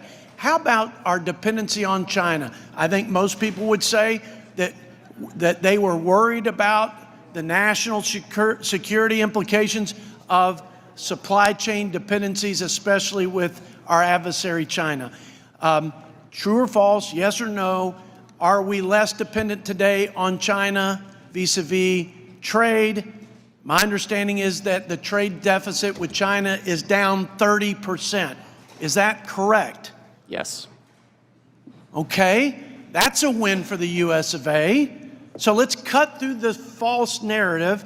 I think it's really projecting the guilt of having put the most regressive tax on working families that we've seen in over 40 years. But nevertheless, the facts belie that narrative. And let's go to another one. Record foreign direct investment as sidecar agreements to the deals that have been done to give us basically greater access into foreign markets. Trillions of dollars. I don't know the exact amount, but is that a record amount of foreign direct investment associated with these trade deals, Mr. Ambassador? Yes, it is, and countries know that if they want to have access to our market, they need to bring manufacturing here, and so they're investing to do just that. What else have I left out in terms of the successes that have been achieved because of the really good and hard work that you and the president have done to address the trade imbalance and the unfair trade practices perpetrated on our country. Because you see, Mr. Chairman, we're in very dark and difficult times for our country, I believe. This is an inflection point, and that was an historic election that gave our president the Oval Office, gave him a mandate, gave him unified Republican leadership. And what he has done has been an exception to presidents of all parties for as long as I've been alive, maybe since Ronald Reagan. He's done the very difficult things that no one else seems to have the political courage to do with respect to the border, with respect to avoiding a nuclear Iran, and with respect to restructuring the World Trade Order so we don't bankrupt this country or we're not in a very bad position from a national security perspective with respect to dependency. Any last big metrics I left off of y'all's track record of success? I think it's important to just see how the president's manufacturing jobs under the president are finally positive in the last quarter for the first time since the Biden years. Manufacturing productivity is the highest it's been. Capital goods orders are the highest they've been in decades. All of this shows that this is what's happening. We have even the Wall Street Journal, who's not a fan. They put out an article. Just one anecdote: GE Appliances plans $3 billion U.S. investment to help blunt tariffs. I'm happy to enter this in the record if you would like. So we are seeing real change, real concrete change. It's not about theory. It's not about politics. It's about having more manufacturing in America and exporting more. It's about results. And with that, thank you for your service, your leadership. God bless you. Keep up the good work. I yield back. Thank you. Mr. Smith? Mr. Chairman, if we could add that, I ask unanimous consent to add that article for the record. Without objection. Yes. I just want to announce that the votes have been called. There are 2 votes. We're going to try to work through this process. I'll turn the chair over very shortly to Mr. Smith, but we'll go to Ms. Sewell. Thank you, Mr. Chairman, and good morning, Mr. Ambassador. I can't go to my local grocery store without being stopped by someone from my Alabama constituency complaining about the skyrocketing prices of gasoline and how unaffordable things are in their lives. And they're wondering how we got here, and they're also wondering what we're going to do about it. And so I'm hoping that in the course of our conversation that you'll help me be able to respond to some of the questions I get about the high prices of things. Did you ever, as the president's chief trade advisor, did you brief him on before February 28th and the invasion, on the possibilities of what war would do in terms of our trade policy and in terms of consumer goods going up and potential trade disruptions? Yes or no? Well, the president was aware that Asian countries dependent on oil and gas coming from the Gulf would be affected. We have a lot more resources here. He's very mindful of it. He knows the price of gas has gone up, and he's looking to wrap it up quickly to make sure we get back to the good fundamentals on energy. So, Mr. Mr. Ambassador, sorry. I truly believe, and my constituents do too, that this was a war of choice that was launched by the president without consultation with Congress, and that the war has been having massive trade implications right here at home. I believe Congress and the American people deserve to know if President Trump was aware of the trade consequences, so I'm glad to know that he contemplated some of those. But in listening to your response to my colleague Linda Sanchez with respect to the higher prices, you can cite all you want if the American people truly believe that their pocketbook is being hit harder and that what's going on is really disruptive for them. I represent a rural community in the Black Belt, the heart of the Black Belt in Alabama, and my farmers are already suffering from higher fertilizer costs. We talked a little bit about this today, but I wanted to get into it a little bit deeper because, so many of my constituents, my farmers, didn't have the resources to buy fertilizer before all of this happened. And so a lot of them are being impacted about planting season. I mean, planting season's come and gone, and many of them didn't make their crops this year. And so, I think that 30% of the world's fertilizer supply passes through the Strait. And the president, I'm sure, is aware that his actions have increased fertilizer pricing. It's on the news all the time. But rising fertilizing prices is a very real problem for my district. Over 300 Alabama farmers were recently surveyed by the American Farm Bureau, and almost 80% of the farmers said that they will not be able to buy all of the fertilizer they need for this growing season. Nitrogen-based fertilizer prices have soared over the last months by over 30% since the invasion, and only 12% of my farmers in Alabama have purchased fertilizer in advance of planting season. This will surely mean that they'll have a lower crop yield and that prices will increase for the food that they do supply.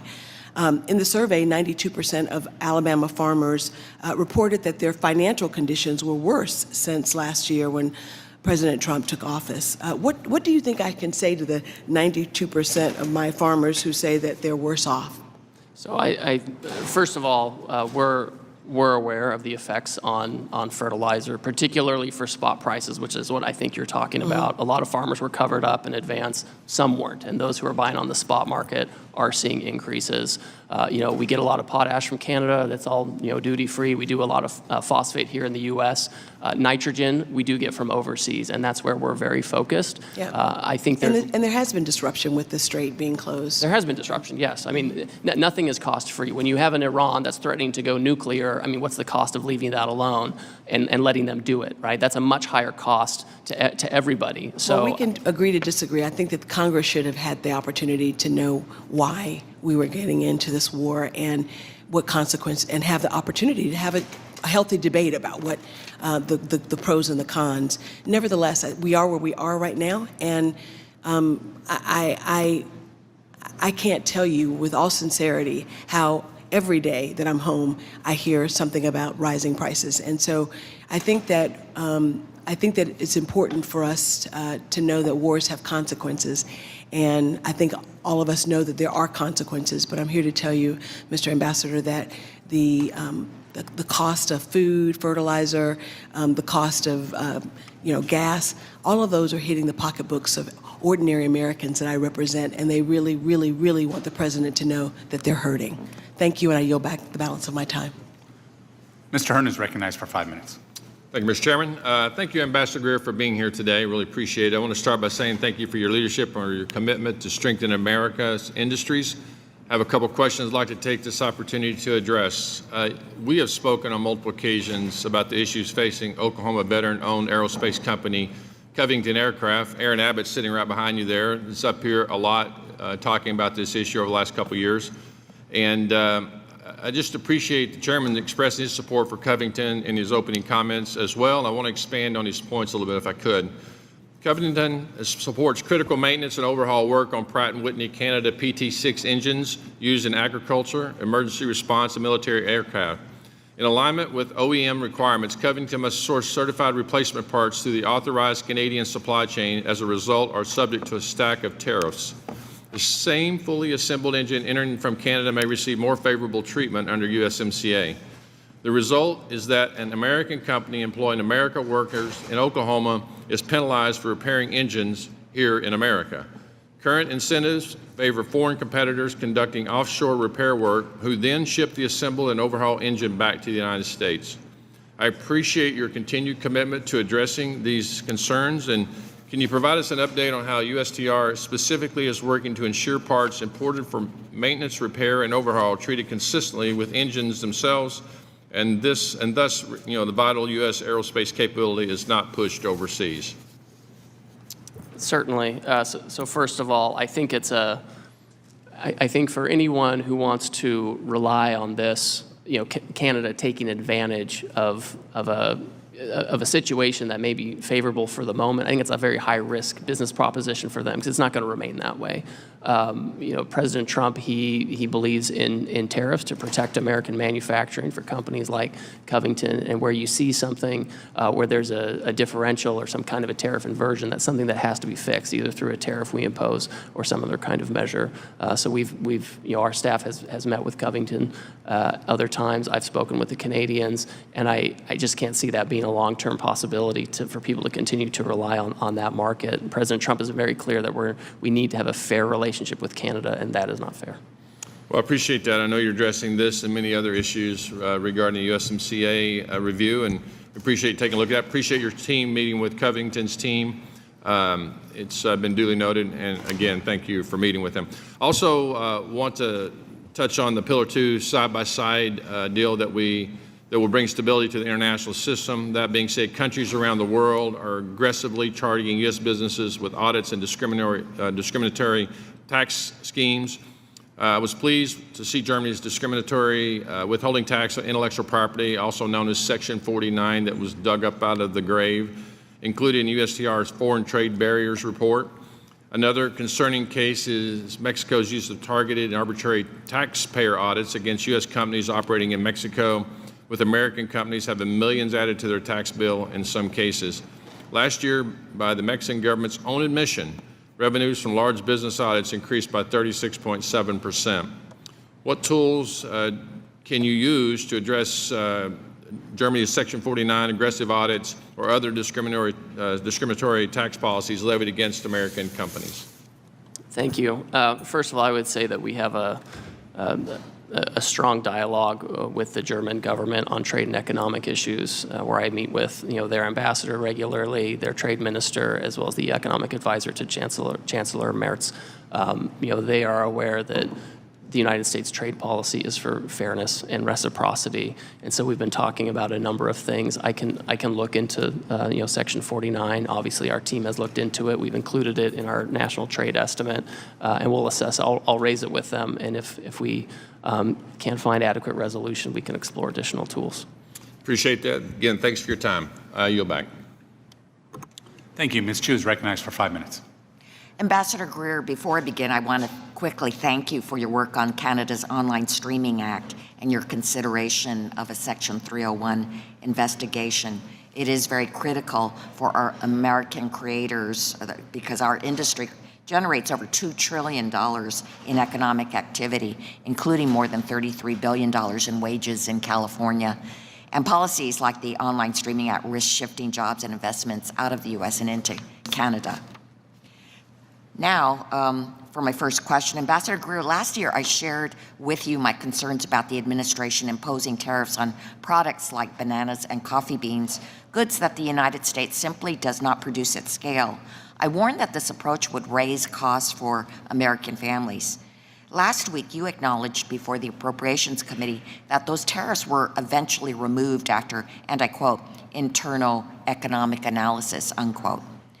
I'm concerned that it took roughly 7 months from April 2025 to November 2025 to reverse those tariffs on products that were clearly never viable for domestic production.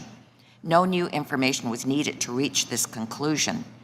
But actually, perhaps this delay could have been ameliorated if there was a transparent or public process for determining those exclusions, whether there was input on this process. So as you move to reconstruct those tariffs under Section 122 after the Supreme Court rejected your administration's use of IPA or the emergency authority, would you commit to a clear public process for determining future exclusions, or will these decisions continue to be made internally without clear criteria or stakeholder input?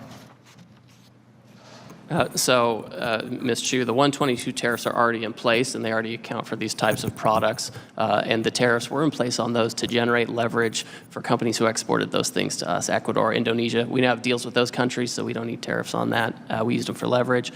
Going forward, I have Section 301 investigations. We don't expect there to be an exclusion process. However, it is a public process. There's a Federal Register notice that allow companies to comment, stakeholders, unions, et cetera. We've received lots of comments on that. There will be future opportunities for comment as well. Okay.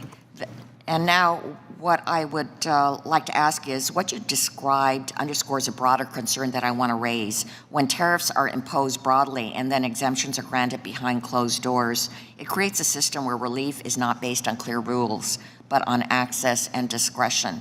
And increasingly, it is starting to look like a pay-to-play system where the well-connected can secure relief while everyone else is left to bear the cost. Over the past year, those who've chosen to bow down to President Trump have been rewarded with tariff relief or exemptions shortly after, while everyday people, like my constituents in Southern California, watch in disgust as this administration refuses to do anything to refund them the money they were forced to spend due to tariffs we knew were illegal all along. For these families, there is no process, no relief, and no recourse, as you confirmed in your earlier remarks. I'll give you some examples. Apple secured tariff exemptions after its CEO made a $1 million contribution and engaged directly with the administration. A thermoplastics manufacturer owned by major Republican donors received a tariff exemption for its product. Tariff decisions on electronics benefited companies like Tesla, whose CEO was a major political supporter. And Florida Crystals received a favorable tariff treatment after making multi-million-dollar contributions to pro-Trump groups.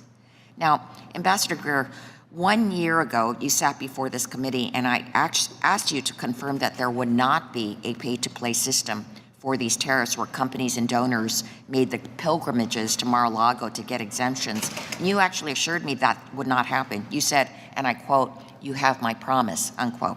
And you do. There are no company-specific exclusions like this. I don't even know where this is coming from. There are no company-specific exclusions at all. Anytime there's any kind of a change in coverage, the White House puts out a Federal Register notice that explains what's happening and why. But there are repeated cases where companies with clear political or financial ties to the administration receive favorable tariff outcomes, even though the lines may not be drawn exclusively. But certainly, they are the ones who get favorable treatment, whereas Americans who paid higher prices received nothing. And I do not believe that is fair. In any time that the president has changed the coverage for things like bananas or critical minerals we don't mine here, they're available to anyone. It's not company specific. It's just, here's the product, anyone can import it. The member's time has expired. Mr. Estes is recognized for 5 minutes. Well, thank you, Mr. Chairman, and thank you, Ambassador Greer, for taking your time to be here today. We're glad to have you back in front of the Ways and Means Committee to discuss some of the things the administration's done over the past year to actually implement a true American First policy that places American producers and manufacturers at the center of his agenda. From the very beginning of each of President Trump's 2 terms, he stood up for American workers and American businesses with all of the different trade policies that you're working to implement. We know that American products can compete fairly in global markets. When they do, we succeed. There's no better example of that than in my district, the 4th District of Kansas, what we affectionately call the air capital of the world. Nearly every single airplane on the planet contains at least one component made in Kansas, and the United States is a global leader in aerospace manufacturing. According to the Aerospace Industries Association, the aerospace and defense industry exported over $135 billion worth of goods and had a net trade surplus of $74.5 billion in 2023. For over 70 years, the aviation sector sustained a trade surplus, fueling economic growth. Free and fair trade agreements like the 1979 Agreement on Trade in Civil Aviation empower our aerospace leaders to set the standard for innovation, safety, and reliability, all the while growing our economy. To maintain America's competitive position, we must continue building on items like the 1979 agreement's success. Same can be said for USMCA. Since it came into force during the first Trump administration, trade with our partners to the north and south have greatly expanded. In 2025, Kansas sent $3.8 billion in goods to Mexico and $2.3 billion to Canada, both of which are significant increases from pre-USMCA. But the agreement's not without some issues, some of which have been addressed and others that are still needing to be resolved. The upcoming review on the agreement is an opportunity to improve and grow our trading relationships with our 2 largest export destinations. I look forward to USTR's further engagement with the committee to review this agreement and address outstanding issues while maintaining the beneficial framework of the agreement, including the 0 for 0 framework for aircraft and aircraft parts. Additionally, I want to commend USTR's work in securing commitments to prevent digital services taxes on U.S. companies in many of the trade frameworks that you've worked on over the past year. I've been a vocal opponent of DSTs as a revenue grab by foreign nationals targeting American businesses and innovators. And as more countries consider these discriminatory taxes and other novel approaches like Canada's Online Streaming Act to raid the U.S. tax base, I know your team at USTR will continue to be proactive in identifying them and using tools, including Section 301, to defend American interest. USTR's previously identified the digital services taxes as one of the most discriminated policies that other countries are pursuing against American companies. Would you give us an update on where some of the negotiations are with some of these other countries on rolling back the existing DSTs and preventing additional countries from pursuing them? Yes, certainly. Just one example, I had the trade minister of Poland in my office about a week ago, and there has been a proposal in Poland to establish a digital services tax. And I actually pulled out a copy of the report on the French digital services tax from the first term that resulted in tariffs on France, and I showed it to him, and I said, I really don't want to be in a situation where I have to put out a report that says Poland here instead of France. And I think he received the message. So we're watching that very closely. It hasn't come into place. With Canada, they implemented it immediately. We worked with them to get it down, and they just repealed that a few weeks ago. So we are seeing progress on this front. We're working with our European partners right now on this. We know that the Turks have this as well. These are things where they know we have strong concerns. They know we have 301s available to us as well.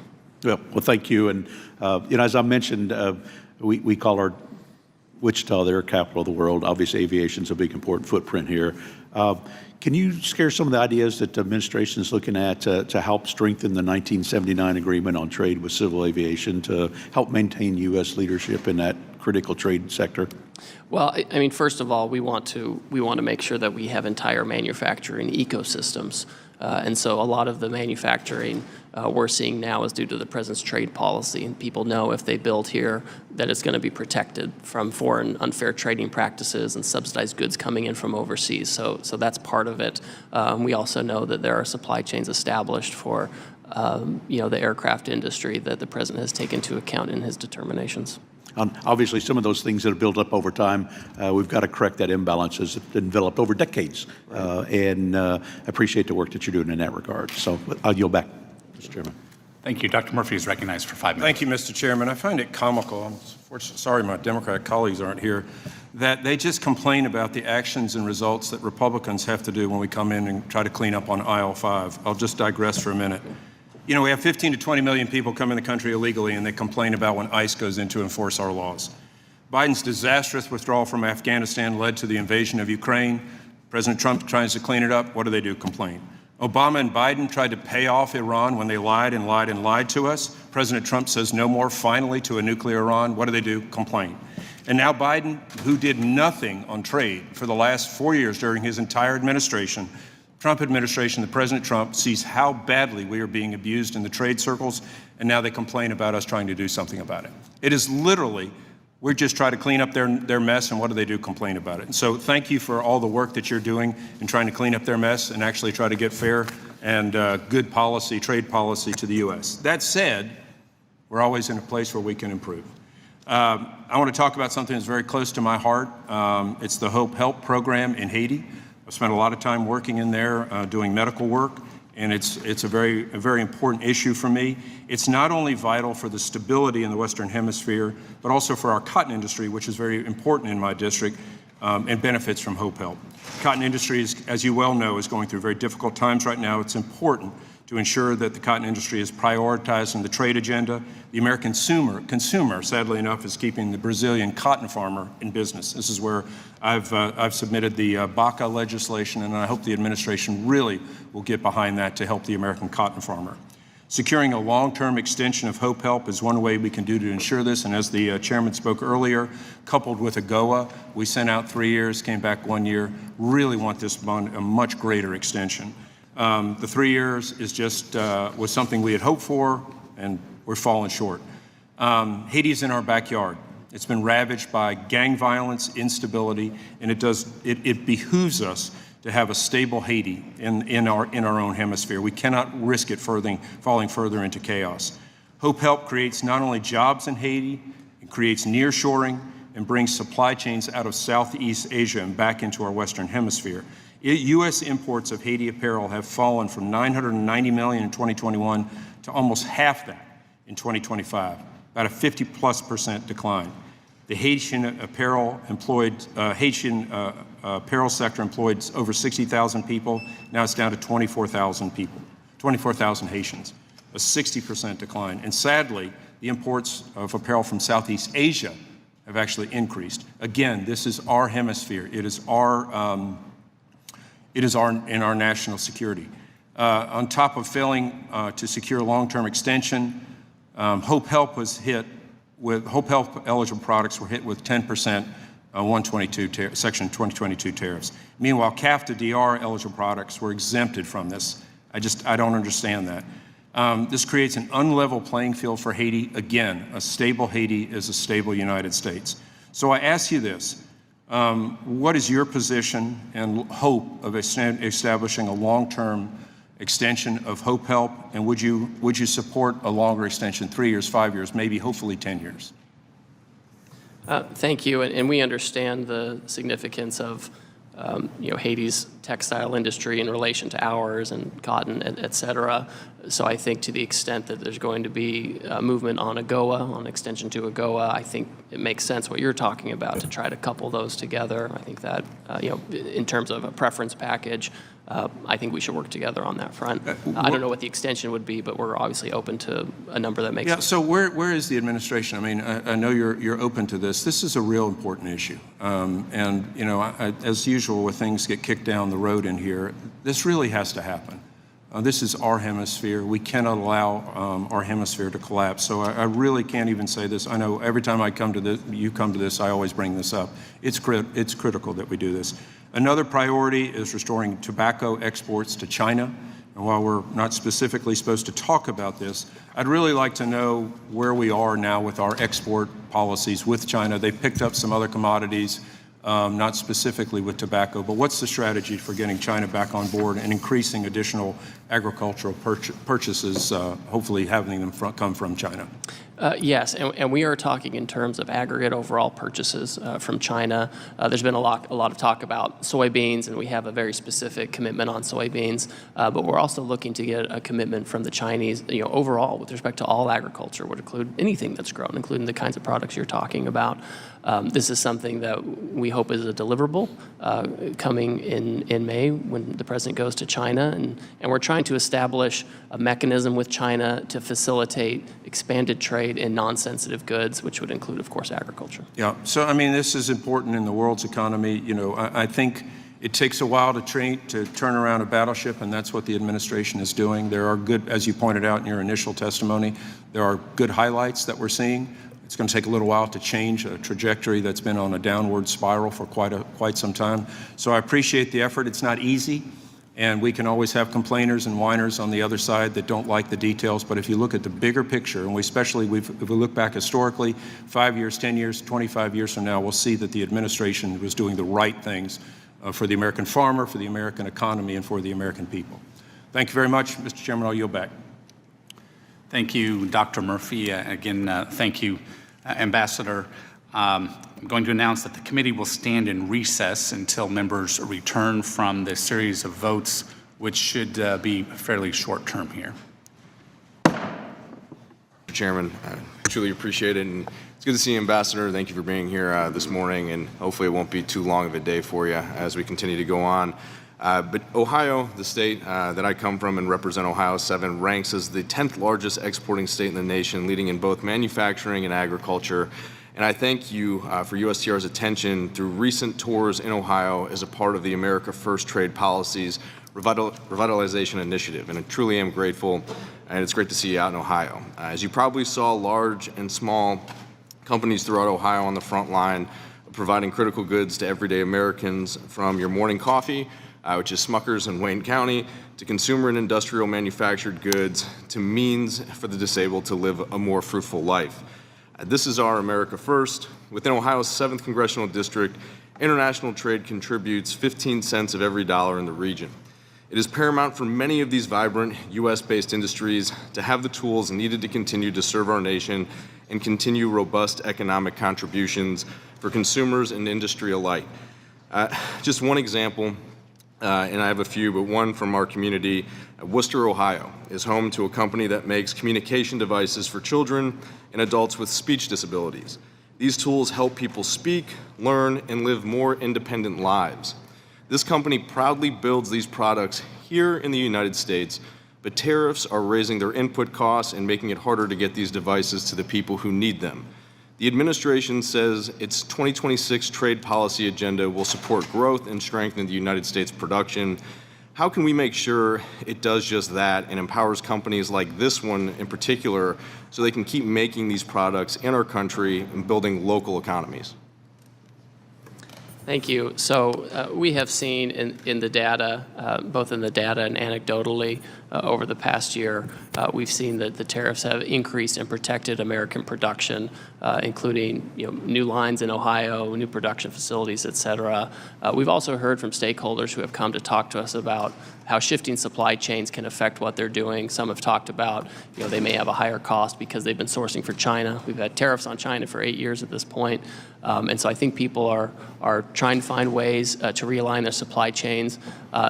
It's hard to take 70 years or however you want to calculate it, 40 years of bad offshoring trade policy and turn it back into resilience. We're working with the Small Business Administration as well to make sure that loans are available. So if companies have cash flow issues, maybe they can turn to that. So we're happy to talk to you about methods to mitigate any challenges. Yeah, and look, Ambassador, I agree with you and President Trump that our country has been treated unfairly for decades, and more than half a century when it comes to trade with our country. And it's just my, estimation or opinion, obviously, that it should be done over a period of time and not just be done overnight. And my concern is right now that we have companies, and I have several more. There's just no need to, continue to drag on the point. But we do have the vast majority of companies in my district, through Cuyahoga, Medina, Wayne, and Holmes, that this tariff policy, it isn't working for them. And it is not a net positive, it is a net negative. And these are people, regardless of political affiliation. I understand that maybe overall, as you're saying, it's been a net positive for the country. My job isn't to represent the entire country. For that matter, it's not to represent the entire state of Ohio. It's to represent a district just comprised of about 800,000 people that it's my job to look out for. And right now, these policies are doing more harm than good. So I would really like USTR, as well as the Department of Commerce, to commit to opening up a waiver or an exclusionary office just to bring some stability and maybe a little less stress and anxiety to our small and medium-sized business owners, which when they get hit with a tariff at port, they're not able to pass off that price to the consumer. I understand that we have been taken advantage of, and I agree that it is time for the United States to get back to real fair trade policies with other countries. But my biggest concern is that we have a lot of people who don't have answers with a lot of questions. So, I don't want to put you on the spot, but I'm going to. I mean, can you commit to opening up a waiver and exclusionary office from this administration or working with this body in order to codify these tariffs that are right now extremely temporary for the entire economy unless we codify them into law? Well, on the last part, I'm always happy to work with Congress about codifying tariffs. On the first part, I can't commit to open up an exclusion office. The president personally has been very direct that he doesn't want to do this. This usually, in his experience, including from his last term and overgoing into the Biden term, people use this as an excuse not to reshore. That being said, going forward, if there are certain investigations going on relative to tariffs, and there are Federal Register notices that go out and opportunities to comment, and to the extent tariffs are proposed, companies and the public and others can comment on whether they think that's a good idea or not. So there are opportunities for public engagement. Thank you, Ambassador. Thank you, Mr. Chairman. I yield back. Mr. Davis. Thank you, Mr. Chairman, and thank you, Ambassador. It's good to have you here with us. In my district, prices are up, wages are down, and in some areas, unemployment is high, jobs are scarce, and people are indeed frustrated. So, Mr. Ambassador, let me ask you, how does the administration assess the net economic impact of recently proposed and implemented tariffs on U.S. industries, particularly with respect to inflationary pressures supply chain resistance, and global competitiveness? And what empirical evidence can you provide to demonstrate that these tariffs are strengthening domestic production without imposing disproportionate costs on American consumers and small businesses? Well, first of all, trade policy can't fix a bad business climate in Illinois. That's for sure. I can't fix that with tariffs. But what we can do, we know when we look at the data, if we look at February CPI, it shows that for goods, the inflation rate was only 1.2%. Services are higher, right? Because these are things like healthcare and housing and education, things that Democrat policy has inflated prices over many years. So when it comes to goods, though, it's only 1.2%. We're focusing our trade policy on getting better wages and better jobs. And I entered into the record earlier, just an example, right, an anecdote of GE Appliance planning a $3 billion U.S. investment to help blunt tariffs. So there are a lot of these folks and companies who are building here because they know if you build here, you don't have to pay a tariff. We're very conscious that Americans are concerned about trade policy. It's a focus on producing these jobs. We are seeing it in the auto sector, and we watch it closely because I agree with you. We want to make sure that we have those jobs in production right here in America. Thank you, Mr. Chairman, and I yield back. Thank you, Mr. Chairman, and thank you, Mr. Davis. I'd like to recognize myself for 5 minutes. Ambassador, thank you for your work. I just have a few areas that I'd like to just get your comments on. One is, and I think, as you probably know, I recently introduced the Protecting American Streaming and Innovation Act, which is a bill that would direct USTR to initiate a Section 301 investigation into Canada's Online Streaming Act. That bill is also supported by 8 of my colleagues here on the committee. As highlighted in this year's national trade estimate, this type of discriminatory audio, visual, and streaming mandate, it's not only limited to Canada, but there's similar measures that are emerging or under consideration in other markets like Australia, Brazil, and parts of Europe. And I just want to get your concern. Get your thoughts. It's a serious concern, I think, that'll have significant impact if that continues to spread. Of course, Canada's is already. So I'd like to get your thoughts and would like to know if USTR is planning to address this issue, address the potential broader proliferation of these measures. Certainly. So we are addressing it. So in the first instance, we've concluded 9 agreements on reciprocal trade. And in those agreements, we're committing countries not to impose digital services taxes, not to discriminate against U.S. technology companies, not to employ network usage fees, and that kind of thing. So on the one hand, we're making deals to do that. On the other hand, we have the potential to use a Section 301 investigation like you've talked about. The President has talked about it. What we really want are outcomes. And if we need to do a 301 to have more leverage to get that outcome, then we can certainly do that and use that. Australia, for example, for a long time, they had this, the type of acts you're talking about. We were able to hold them off for quite a long time. We're concerned about them moving forward on this. I've already had a conversation with my Australian counterpart.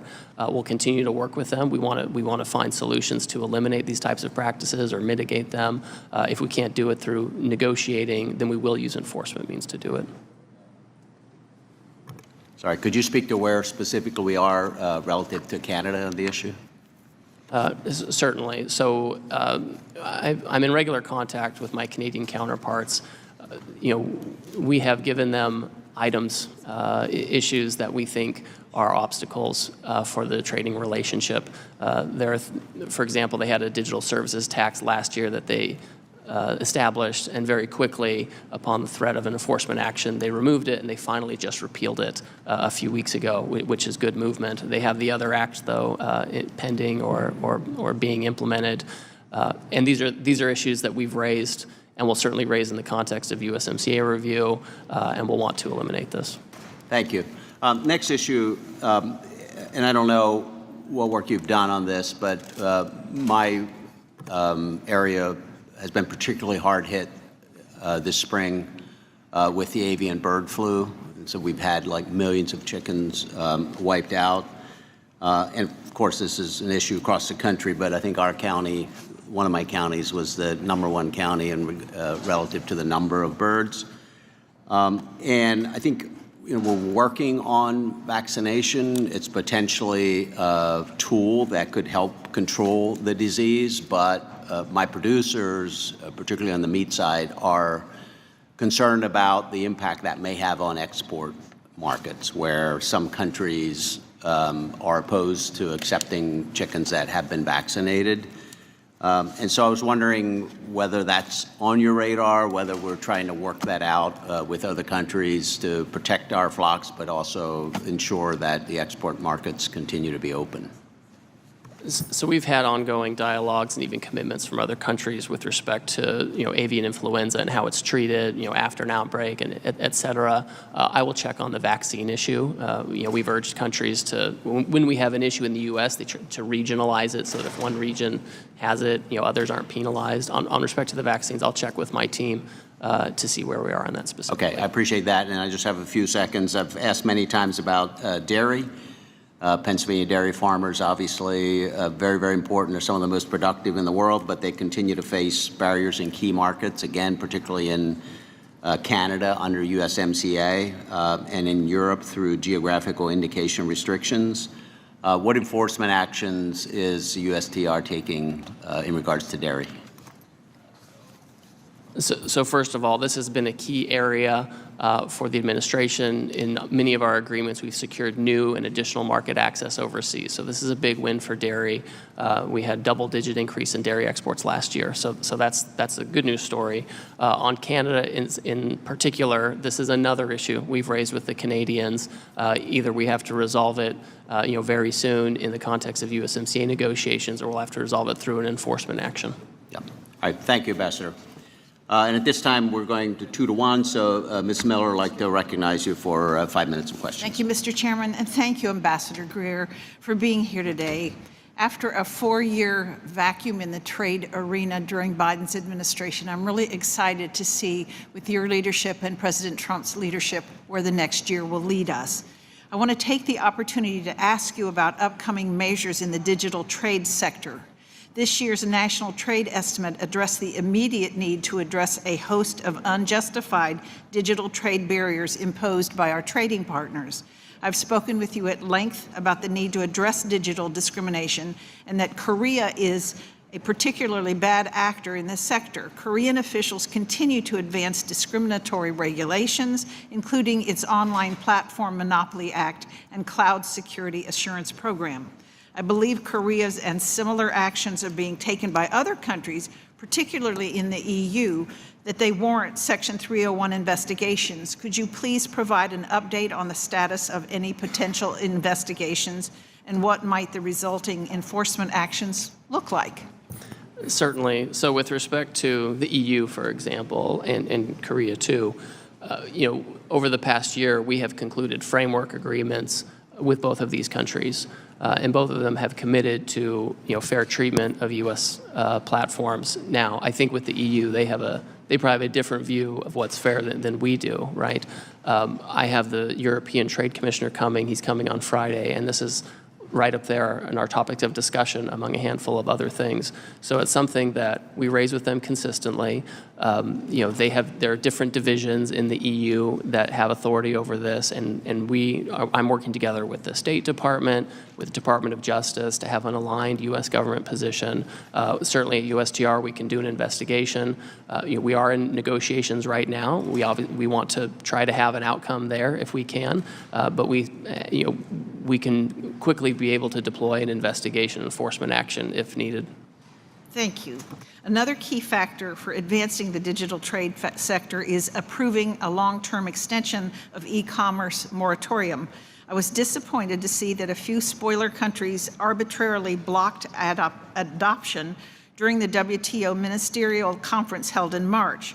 What is your plan for establishing a permanent or long-term extension for e-commerce moratorium? Do you believe that this can be accomplished during the first post-MC14 General Council meeting in Geneva, scheduled in May, or do you think we should seek plurilateral agreement outside the WTO? Well, we're trying to do both. So we'll have a meeting in early May, and there were two holdouts, Brazil and Turkey, who apparently want to be able to assess fees on American digital content. So if they do that, they'll pay a price for sure. All that being said, America got 164 countries to agree with it that we should have a longer extension, and we'll move forward to a plurilateral agreement on that front. Great.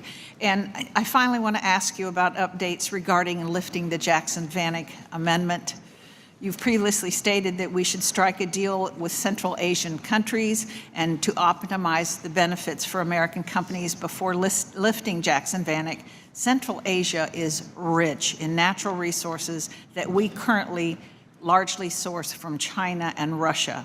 One path that I can envision toward lifting Jackson-Vanik is by establishing a critical minerals agreement between the United States and Central Asian countries. We would achieve this by following something similar to the action plan on critical minerals proposed with Mexico and Japan. What are your thoughts on securing similar agreements with Central Asian countries and subsequently lifting Jackson-Vanik? Well, I think that a number of U.S. government agencies have had constructive talks with Central Asian republics on critical minerals, which is very important. It's just one sector among many. And as you know, these countries, they're large countries. They have growing economies, and we should be there. I think that any kind of, when Congress moves to take care of Jackson-Vanik or anything like that, I think it certainly should be coupled with movement on critical minerals and other market access that we need into those countries. Thank you. I yield back. Thank you. We'll now recognize Ms. Moore for 5 minutes. Thank you, Mr. Ambassador, for spending all this time with the Ways and Means Committee. I want to associate myself with comments that were made earlier by our chairman, Mr. Smith, that AGOA is very important to us. We want you to work with us in renewing it. We should, this is something that is a bipartisan ask, and I just want to associate myself with that. I also want to say that I'm from Wisconsin, sir, and even though I represent Milwaukee and the surrounding urban areas, I am feeling the impacts in lots of conversations about our farmers, our soybean farmers who have seen their markets destroyed with USAID being shut down and the markets in China closing down. And I understand that we're probably going to be looking at some trade adjustment assistance for them, for farmers. But farmers don't want these welfare checks. It's not well and it's not fair. They want their markets back. And I think this gives, I want you to think about this, I think it gives China a lot of leverage over us. I'm really concerned. You said here today that you were not a free trade person. And I don't know that I am either, but I'm a fair trade person, which I think is where all of us ought to be. And it seems to me that the president, and you support him as the trade representative, want to impose these tariffs with the hope that it's going to bring manufacturing jobs back. Number one, I haven't seen any industrial policy from the White House that would support that. All I see is trade, these tariffs, and threats. I have absolutely no idea where you're getting the numbers from, because factories are continuing to shed workers. We lost 98,000 manufacturing jobs just during the first year of the president's second term. So the question I have are, with this strategy, we're going to see a devaluation of the dollar, which of course will continue to raise prices for Americans, to deindustrialize. Are you deliberately trying to devalue the dollar? No, that's an interesting question. But that's what's going to happen. Well, I think, listen, first of all, the value of the dollar, whether it's weak or strong, it's relative to other currencies in other countries. So there are also, if you export overseas and the dollar is lower relative to that, you can actually export more effectively, and we're exporting more than we've exported in American history. On the trade policy issue, Congresswoman, I agree with you on fair trade and focusing on manufacturing. On January 20th, we put out a trade policy that was focused on manufacturing. And I think, I don't want to put words in your mouth, but I think you might agree with me that some of our trade policies in the past actually led to offshoring to Mexico or China or places like that. And so if there was a bad trade policy that could lead to offshoring, good trade policy can lead to onshoring. Well, you know, I appreciate your sentiments, but like I said, there's no industrial policy to enable manufacturers to stand up where we've been in the 70s or 80s. You spoke a little bit about,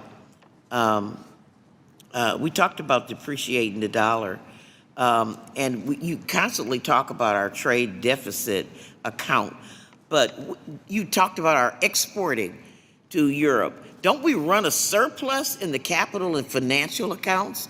You know, the IMF has put together a balance of payments, and so it's kind of disingenuous to just call this a trade deficit when you consider the balance of payments. Am I wrong about that? I think you are. I think that, you know, you can find some economists from like Cato, super libertarians, who want to go with you on that. I'm not in that camp. I'm more concerned in looking at the trade deficit in goods, where we're at $1.2 trillion in the hole following Biden years. I'm looking at our net investment position, where foreign countries have higher claims on U.S. assets than Americans have on claim on foreign assets. That's a dangerous position to be in. There are sub-accounts you can look at. I'm happy to have more conversation with you on this. I think we're probably more aligned. You know, because I went with the chairman to Madagascar, and we have an awful trade deficit with Madagascar. But I look around at all those poor people, and I think, well, duh, you know, they sell us vanilla, but we have a trade deficit. And so we would have a broader conversation. I'd appreciate that, because I think that this trade policy of this administration is going to continue to raise prices for Americans. We're sowing into a dream of reindustrializing, and I fear that it's just going to put us in a situation where we're not able to pay workers more, where we're hoping and praying for an event that may not occur. But I appreciate your patience and your indulgence. Thank you, Mr. Smucker. I yield back. Thank you. Now we would like to recognize Mr. LaHood for 5 minutes. Thank you, Mr. Chairman. Ambassador Greer, welcome. Thank you for your service at USTR and for being here today. As you may know, Ambassador Greer, my district that I'm fortunate enough to represent, the 16th Congressional District, is the 10th largest agriculture district in the country in terms of corn and soybean production. Illinois, for the last 12 years, has led the nation in soybean production. And we're second in corn production. And I wanted to just let you know that roughly 3 weeks ago, I had a meeting of my Ag Advisory Committee, which is made up of about 40 farmers. And I just want to stress the anxiety and the uncertainness in the ag community right now, where prices are at, where diesel has gone, fertilizer, applications. And about 40% of the corn and soybeans grown in my district and the state of Illinois goes somewhere else around the world. Markets and customers are important to our agriculture industry. And they're suffering now, and they're concerned about the direction that we're going. And I would also add the soybean production in the state of Illinois supports thousands of jobs and has generated roughly $7 billion in economic output for the state of Illinois. And I wanted to just, there's an article by the Associated Press, April 13th, 2026, that said, when China puts tariffs on the U.S., China tends to buy their soybeans from Brazil and Argentina, and particularly Brazil. And in that article, they talk about we're not nearly as dominant in the world as we used to be in terms of a global export market of soybeans right now. And I guess I'm looking for some optimism for my farmers and a sense that we're headed in the right direction from a trade policy on corn and soybeans and opening up more markets and customers, because we've heard a lot about that, but I don't think my farmers have seen enough positive action or results moving forward. Thanks. And with respect to the trade policy, agriculture is a big part of it.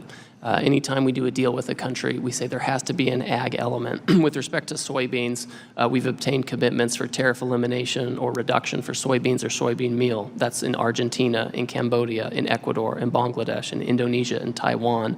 In addition to that, we have actual purchase commitments from Bangladesh, India, Indonesia, Japan, Taiwan, Thailand. I had Mauritius in my office, small Mauritius. They had their first shipment of American soybeans in a really long time. So we're seeing diverse economies now coming, large and small, opening up, wanting to get their trade deficit down and looking to do it through soybeans. With corn exports went up by double digits last year. So when it comes to trade, we are trying really hard to do our part. And I know that USDA, our friends at USDA have been going around the world. All those countries I listed off, they follow up the deal with a trip from the undersecretary or others to go link together buyers and sellers in that market. I have a guy in Singapore who's a soybean trader over there, and I have him on my WhatsApp. He just keeps me updated on what's happening. So I'm happy to match up, particularly the USDA, who does export promotion, who can link up our farmers to these new buyers in these diverse countries. And I think there's also collective concern about what happens with USMCA as it relates to agriculture. As you know, our ag economy has really benefited from USMCA, particularly our corn exports to Mexico, and that relationship has continued to grow. And you may have addressed this earlier, Ambassador, but as we look at USMCA renewal and where we're headed on that, what confidence, again, can you give to our farmers that that agreement is going to stay intact and those markets are going to stay vibrant? Well, all of the deals that President Trump has made with any country, they have required the other countries to open their markets. Mexico right now is mostly an open market for agriculture. There are non-tariff barriers that we need to make sure that they either get rid of or don't adopt. We know on corn they've been an issue, and so they know they can't move on changing our market access for corn right now. So our goal with all of this is to make sure that we maintain market access into these countries. We do need to take actions to protect manufacturing. We have a huge, nearly $200 billion trade deficit with Mexico that doesn't make sense. So we need to make sure we control that. But part of that is making sure we can export and continue to export to Mexico to balance out that trade. And maybe last question, what's the next step in the process for renewal in the timeline? So on July 1st, each party to the agreement has to indicate whether they're going to do a renewal or whether they need to enter into a longer process of renegotiation. And then if renegotiation is unsuccessful, you eventually exit.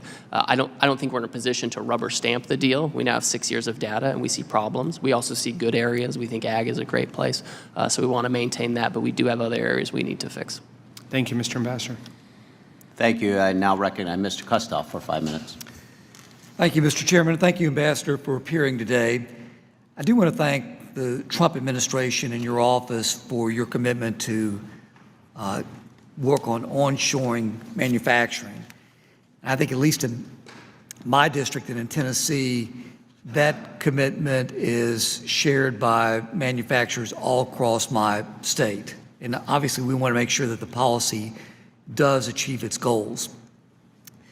If I could, though, many of the companies did this when the administration asked. They left China.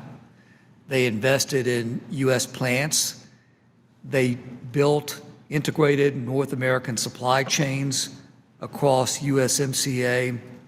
Obviously, when they did that, those were long-term, capital-intensive commitments. We do know that they rely on inputs, they rely on machinery, they rely on components and raw materials that may not be and likely are not produced in the United States, and maybe in many cases can't be. So we thank the administration when you removed agricultural products that cannot be grown here from the tariff list. Is there any type of remedy or solution that you can think of for these manufacturers that have brought manufacturing back to the U.S., but they're dependent on inputs with no domestic supplier? So the automotive industry, the trade program is under Section 232, and that's at the Commerce Department. But I can just give a little bit of color on that. One thing the Commerce Department has done, one, they've protected the American auto industry by putting a 25% tariff on autos, just like the 25% tariffs we've had on pickup trucks for like 50 years, so now that matches. But at the same time, there has been some provision for bringing in parts that are compliant with USMCA rules, having some kind of an offset, and also accounting for U.S. content. So in North America, there have been accommodations made by the Commerce Department to account for that integrated supply chain, particularly where it's relative to U.S. manufacturing. So if you were me and you were trying to communicate to Tennessee manufacturers who have onshored and brought back manufacturing to the U.S. and into Tennessee, what could I tell them about certainty as it relates to tariffs? Well, you know, the one thing that President Trump always says, if you build in America, you don't pay a tariff on what you build in America, because that's the most certain. The American consumer is a strong consumer, so this is why everyone wants access to our market. And most of our economy is not trade dependent, about 25% is. So that's number one. Number two, at the Commerce Department, where they have tariffs on things like metals and autos, et cetera, there are some things that, but there's been some accommodation. If there's U.S. content, they account for that, et cetera. I would also recommend that they speak with the Commerce Department and engage with them at stakeholder level to let them know where there are concerns. There was a recent adjustment that the Commerce Department did on steel and aluminum to make compliance much easier for that program, and also to make sure that it was only really focused on the most steel-intensive products, and other products were subject to a different tariff regime. Thank you, Ambassador. If I could talk to you about PET manufacturing. There's evidence that in the Section 301 record that foreign PET plastic producers are benefiting from subsidies, cheap input, forced labor, while lacking real domestic demand. And I ask that because it's harming U.S. producers of both virgin and recycled PET.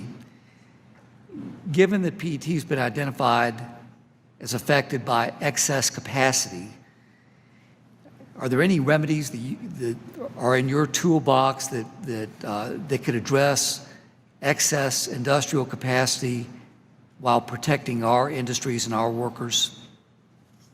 Yes, so my office is conducting a Section 301 investigation of excess capacity, and so we would welcome comments from the affected industries in the U.S. in that it's a public process, it's very transparent, and so we'd welcome their comment. It's ongoing, so I don't want to prejudge anything, but I can tell you that our office will take into account whatever comments are made to take appropriate actions necessary under the trade laws of the United States.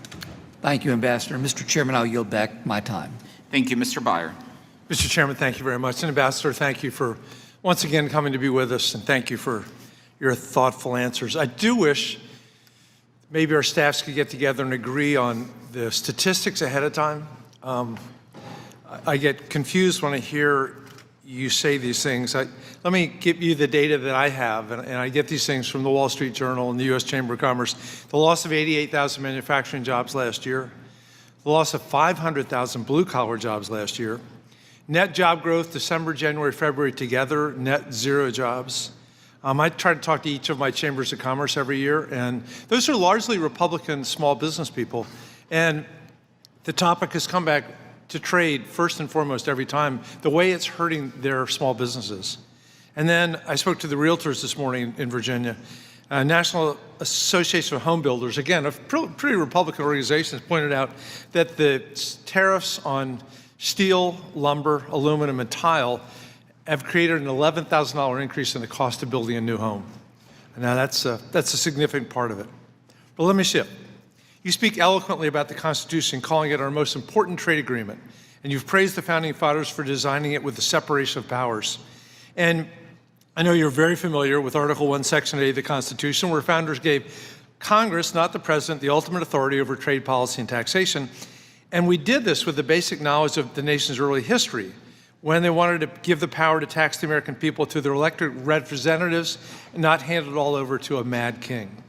And we're relearning the importance of this decision every single day of this presidency. Last year in front of this committee, Ambassador, you defended the president's decision to declare a national emergency over the longstanding trade deficit and over a non-existent crisis of fentanyl coming in from Canada to impose tariffs on most of the globe. We argued to you then that these tariffs were obviously illegal, and then the Supreme Court agreed, forcing the government to now refund billions in unlawful taxes. In response, the government unearthed an arcane half-century-old law, declared that we are facing a balance of payments crisis, and is imposing another round of likely illegal taxes on the American people. And on top of that, you're twisting the intent of two other trade authorities beyond all recognition to cobble together flimsy justifications for even more tariffs. Look, you and the President argue these tariffs are an incredible and popular policy tool to lead all sorts of positive outcomes for the American people. If that's true, why not just codify them? Let them sail through this chamber. We have a trifecta. You have control of the House, the Senate, the presidency. Why not put them before us? I'll be happy to vote on them. But would you vote for them? Probably not. I think. But I'd love to see them, sure. So, please. So, Congressman, we spent 40 or 50 years offshoring manufacturing, and we are opposed to that. And a lot of it had to do with bad trade policy. When China entered the WTO in the year 2001, following that, we lost millions of manufacturing jobs, we lost tens of thousands of factories, and a really big negative impact. We now and talk about NAFTA. We have a recent study from Harvard. You know, no fan of. They're not a fan of me or my administration, Trump administration. They said that there's a net negative health outcome of NAFTA due to the loss of these jobs. So there's a real problem here. And so if bad trade policy offshored, we think that better trade policy can bring it back onshore. And so we're seeing it happen right now. It's hard to do it in 1 year after 50 years of offshoring, but we are seeing, you talked about manufacturing jobs. The last 2 years of the Biden years, we lost 230,000 manufacturing jobs. It's terrible. This last quarter, the first quarter of 2026, there's a net positive increase in manufacturing jobs. I think you should think that's positive. I think that's positive. So we've seen the trend stabilize and go up. We have to take the time we need to reindustrialize. It's really important for our national security. We saw what happened in the pandemic. You couldn't get chips to put in the cars that are being sold on your lots. That's a big issue. So we have to reindustrialize, and we have to get rid of the old trade policy that was benefiting foreign workers and products and try to prioritize domestic production. Well, let me also point out that there was an increase in manufacturing output last year, which is the shift to technology. And we see that can come back, but I think we have to be very careful about how many jobs we think we actually create. I'd love to see them come back, but also need to be aware of what those jobs are actually going to look like. I agree with you, and we've been watching that. Manufacturing productivity went up. I was in Michigan and Ohio, and I saw that a lot of these companies who are expanding production, they're using AI to leverage the workers, not really to replace them, but to make them more productive. So I think we're going to see less giant swings in jobs, but I think we'll see less churn in jobs, and I think we'll see AI and other technologies, industrial robotics, maximizing productivity. Thank you. And I yield back, Mr. Chairman. Mr. Fitzpatrick.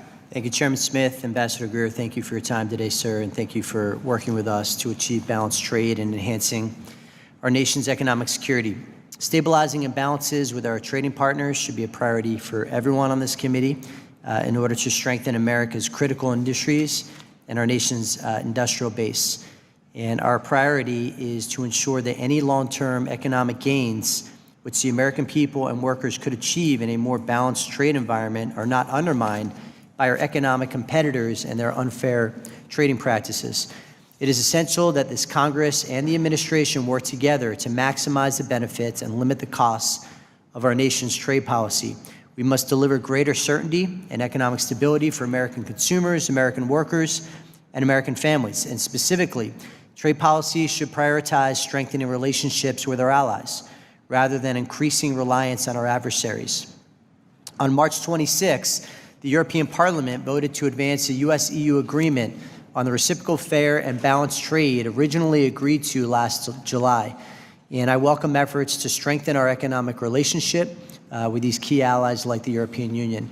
Ambassador Greer, how do you see that agreement contributing to improved market access for American producers, and how do you feel we can build on this development to strengthen our relationship with our strategic allies to counter our adversaries?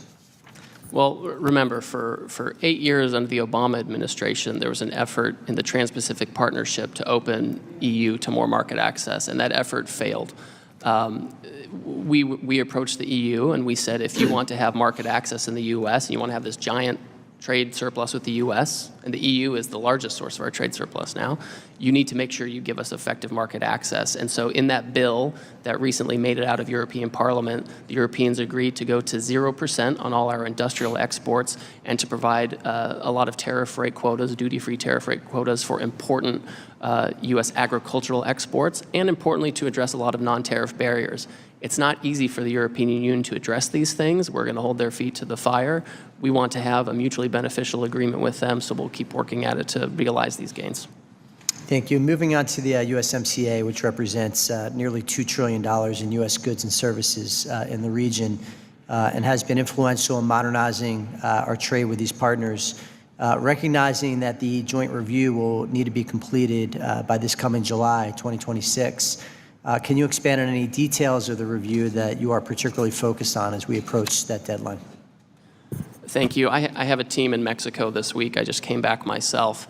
And as an initial matter, we are addressing with Mexico topics like rules of origin and economic security and supply chain resilience.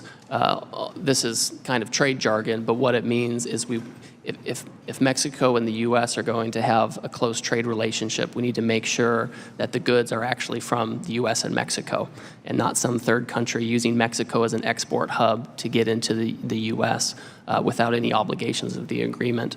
We want to make sure that we're reshoring things like electronics and pharmaceuticals and semiconductors, et cetera, and that if Mexico is going to have a trade relationship with us, it needs to be in support of those goals. And specific to autos, which have been, greatly rebalanced, will USMCA economic security discussions include ways to address subsidized Chinese autos? And if Canada is brought back into discussions, will the U.S. ask them to change their tariff rate quota for Chinese EVs? Well, I think that if the Mexicans and the Canadians want to have preferential access into the U.S. market, they need to make sure that they're controlling their own economic borders. And that includes with respect to subsidized autos coming from China or anywhere else for that matter. So we are focused on this. Each of these countries have their sovereignty and they can decide what they want to do. Mexico has already independently taken steps to raise tariffs on various items from Vietnam and China. We think that's a meaningful step and we look forward to their further alignment with us. Thank you, Ambassador. I yield back, Mr. Chairman. The gentleman yields. I now recognize Mr. Stubbe. Thank you, Madam Chair. Ambassador Greer, thank you for your testimony. Under President Trump, our economy continues to flourish and recover following the disastrous policies of the Biden administration. We must remain steadfast in advancing President Trump's trade agenda and continue to support the administration in its work upholding the security and prosperity of our nation and the American people above all else. Looking ahead, Congress must continue emboldening the work of the administration, putting America first, and unapologetically provide any and all authorities that are necessary to protect the American economy from unfair trade practices. We must uphold the sovereignty, resilience, and security of the industries that allow our economy to prosper. This means utilizing all the tools at our disposal so that American industries can compete against our adversaries that seek to dismantle the economic security of our country. It's this forward-looking approach that the Trump administration advances in every negotiation and enforcement action to ensure that the strength of our economy is not only restored, but sustained for generations to come. First, I'd like to talk about specialty crops, especially in the state that I represent in Florida. Many agriculture producers in the great state of Florida have been undercut and lost market access due to the sudden surges of Mexican specialty crop imports during peak harvest seasons. Are current anti-dumping and countervailing duty tools sufficient to provide effective relief for American specialty crop producers? I think the current trade remedies you're talking about, they can be challenging. I think there might be a case pending right now, but I've seen them attempted to be used before, and sometimes it's challenging to get the best data because a lot of our farmers are small farmers and they can't always represent themselves very effectively in Washington. When I'm speaking with the Mexicans, and I've already raised this with them, I want to control for this issue. It's one thing to get imports of fruits and vegetables, in January and February and December and things like that. It's a totally different thing to get the big surges you're talking about during the shoulder seasons for growing and sales. So we can certainly, through USMCA discussions, try to control this and find a solution. I think trade remedies could be improved to account for the issue as well. So in upcoming USMCA negotiations, specialty crops will be something that you guys will be focused on to ensure that our American producers are being treated fairly? Yes, and I've already raised it with my counterpart. Thank you. Quickly talk about sugar. Section 301 gives USTR the authority to counteract the foreign structural excess capacity caused by the foreign policies identified by USTR in the new National Trade Estimate report by raising tariffs in situations like this. Are you willing to use Section 301 to effectively secure U.S. interests in maintaining a domestic sugar industry and avoid the economic crisis that is currently impacting the U.S. sugar industry? Well, I've spoken with U.S. sugar stakeholders. I know this is an important industry. I know they feel under pressure. And so I'd like to have a conversation with them about what kind of tools we have available because we want to maintain our industry.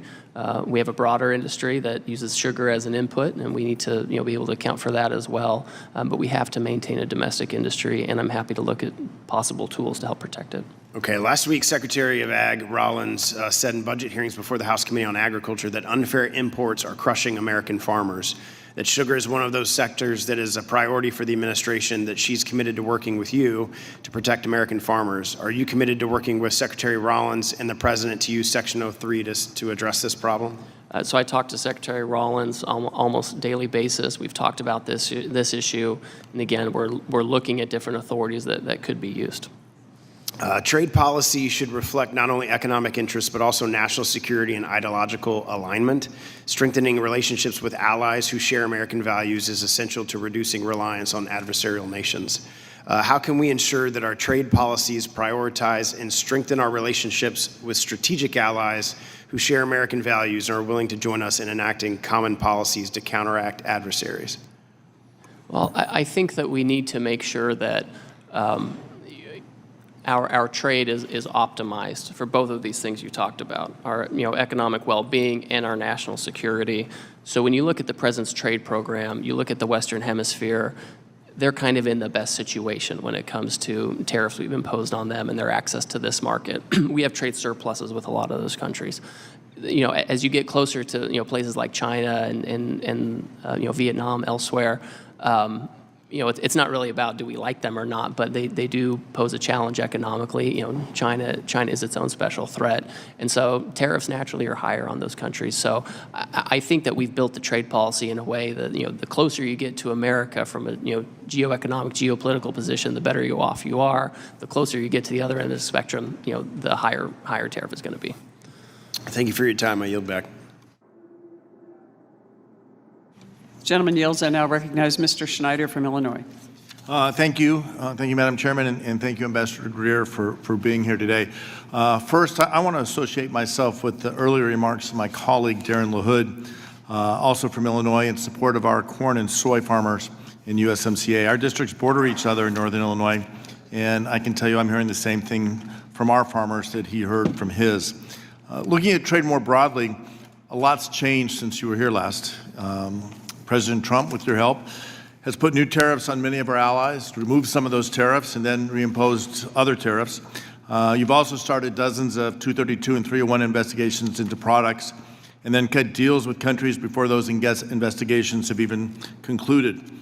But most importantly, since your last visit, the Supreme Court ruled that the IEEPA tariffs were illegal, and subsequently it was ruled that the illegal tariffs collected must be refunded. These decisions were the right decisions, and I'm proud that the lead plaintiff in the IEEPA case was my constituent, Learning Resources, Inc. But let me raise a concern that others have also brought up today. Tariffs have a place when used thoughtfully and when the process is transparent. Unfortunately, too often that's not been the case with this administration. Throughout this administration, we have seen a perverse pattern of corruption, backdoor deals, random exclusions to companies that donate to the president, other companies waiting endlessly for answers to their questions or requests for exclusions. Transparency in our trade policy matters. The details of the MFN deals that you have finalized behind closed doors with some of the largest prescription companies matter. How can we evaluate the effectiveness of these arguments and ensure both sides are enforcing the terms when we aren't able to see the actual text of the agreements when we don't know the details and don't know if they're being followed? How can we be sure that companies aren't cutting deals with the administration and also working with China to develop the next generation of medical miracles? My district's home to companies that are developing some of the most cutting-edge medical technologies in this country. Cures for the future, treatments that will change lives. These innovations must stay here in the United States. And I'm concerned that your MFN deals, along with this administration's trade agenda, will end up hurting the United States in the long term and drive innovation away from our shores, and in particular towards China. So on these deals, Ambassador Greer, the administration has highlighted the need to address unfair trade practices that disadvantage U.S. innovators and ultimately shift a disproportionate share of global pharmaceutical R&D costs onto American patients. Can you share with this committee how the MFN deals you have designed will address this in specifics, and are you willing to share the details of those deals, the text of those deals, with Congress and the American people? So let me kind of disaggregate some of that. So I think you're talking about some MFN deals with the Commerce Department and HHS, where companies have finally agreed to reduce the prices for pharmaceuticals. We're finally seeing them decrease, and they're also building here in the United States. These are good outcomes, so we want those. Then I have agreements on reciprocal trade that are totally public. We provide drafts in advance to the staff and members of the committee, and they commit people to IP commitments. And then we have a recent agreement on pharmaceutical pricing with the UK, which is public and can be seen. So I mean, if you have any specific concerns about some of these, on the MFN ones, I can refer you to HHS and the Commerce Department. But I think what we're seeing in the outcomes, pharmaceutical companies actually reducing their prices for specific drugs Americans need, that's a good thing we should be celebrating. And let's agree, bringing down the prices of drugs is a good thing. And it's something I think we can work together on, but transparency is crucial on this so that the American people understand that these are over-the-table agreements, not under-the-table agreements that leave people carrying the bag, as we've seen too often. Shifting to the tariff refund, can you explain how you plan to work with CBP to ensure the refunds are given back to the companies in full without favoring one company over another if it's based on relationships with the administration or otherwise, that those who paid tariffs will get the refunds that they're owed? There's just an online portal. I think the acronym is CAPES, and CBP runs it. Career staff are running it, and you put in your information. If it all matches up and you're due your refund, they'll do it. They're doing it in tranches pursuant to court order. All right, thank you. And with respect to USMCA, you've shared with this committee your openness to changing the agreement from a trilateral to two bilateral sets of agreements.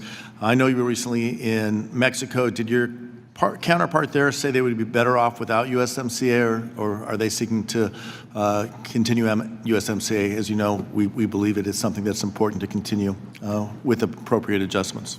Well, the Mexicans agree with us that there are things that can be changed in USMCA, particularly to have more production in North America, and they're open to having a bilateral protocol that improves and adjusts some of the things in USMCA. I think there are a lot of load-bearing pillars in USMCA that maybe we don't have to touch, but there are things we have to fix, and the Mexicans are open to doing that bilaterally. Great. I'm out of time, but I'll close on one last thought that I think we can all agree on. We are stronger, the world's better when the United States invents things here, makes things here, and ships them around the world, and fair trade is critical to that, and I think that's something we can all work together on. I yield back. Gentleman yields. I recognize myself now for 5 minutes. I would just want to say thank you so much, Ambassador Greer, for being here and being so responsive to me and my staff. And as you know, the top trade issue in my district in northern New York 24, is the relationship between the U.S. and Canada.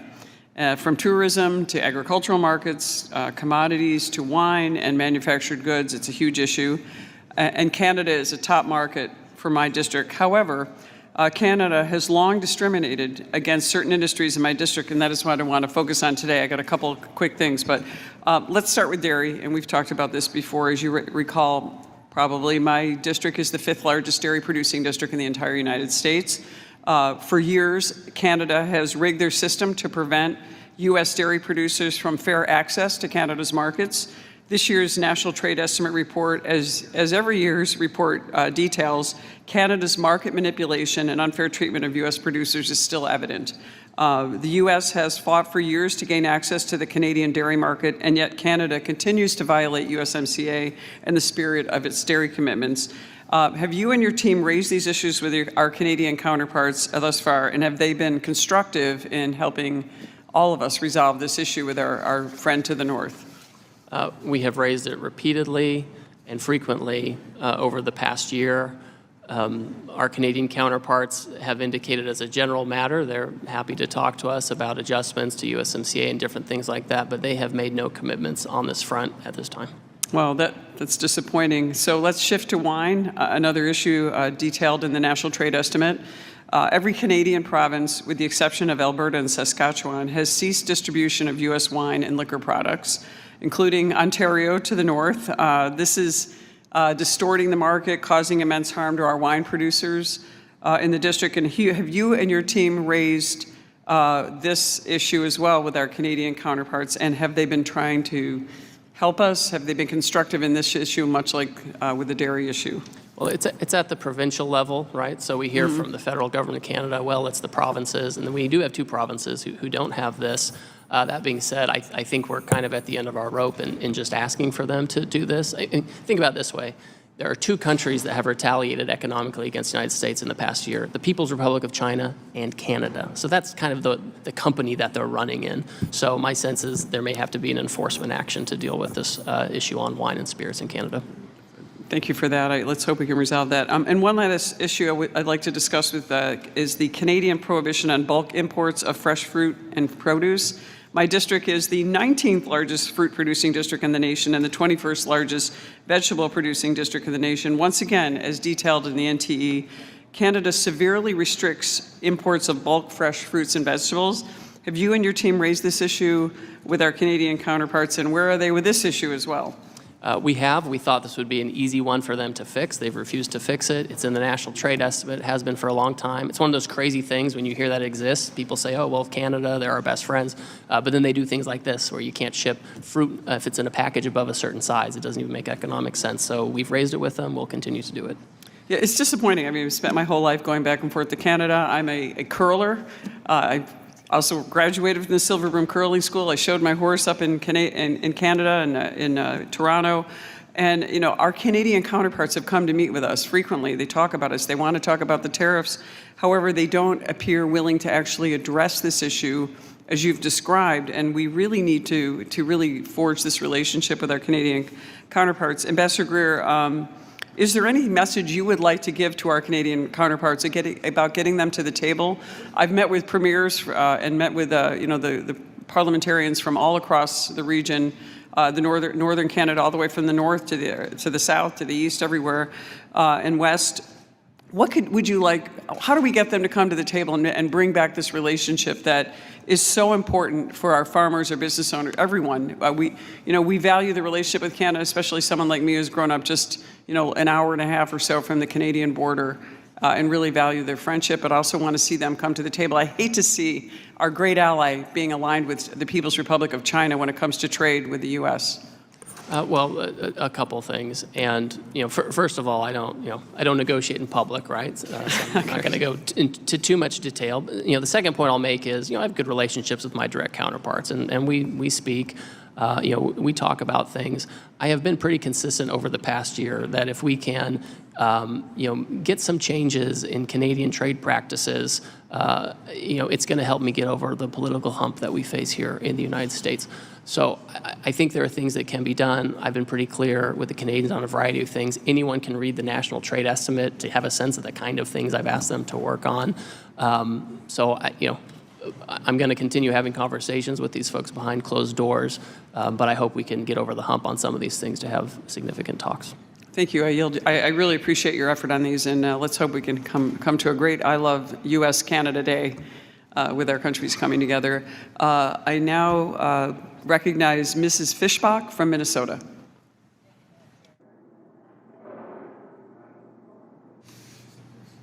It's so far away that it's hard to read. But thank you, Madam Chair, and thank you, Ambassador Greer, for being here. I appreciate the opportunity to just ask a couple of questions. But I do, first of all, I want to add my voice to the concerns that Mr. Stubbe raised regarding the sugar issue.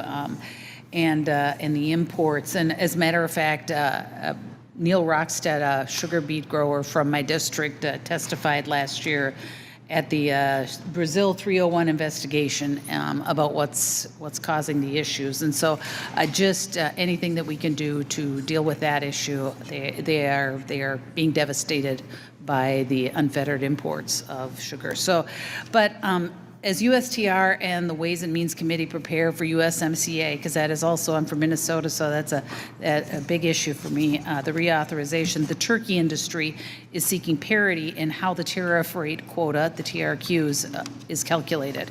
Currently, the formula ties the U.S. quota to Canada's fluctuating domestic production, resulting in unpredictable year-to-year volumes that create challenges for producers. As you continue to engage with the agricultural stakeholders, can you commit to working on those TRQs regarding turkey ahead of the USMCA reauthorization? We will, and we had a public comment process, so we've engaged with stakeholders on this. And I know you mentioned that you don't negotiate in public, but I'm just kind of wondering where we're at on that, if there's any, what's going on with it, if there's anything you can comment on that. I would just say, and further to my conversation with Representative Tenney, you know, with the Canadians, we're in an earlier stage of conversations. We have a variety of issues that we think are not consistent with USMCA right now, and we'd like the Canadians to comply with those things right now.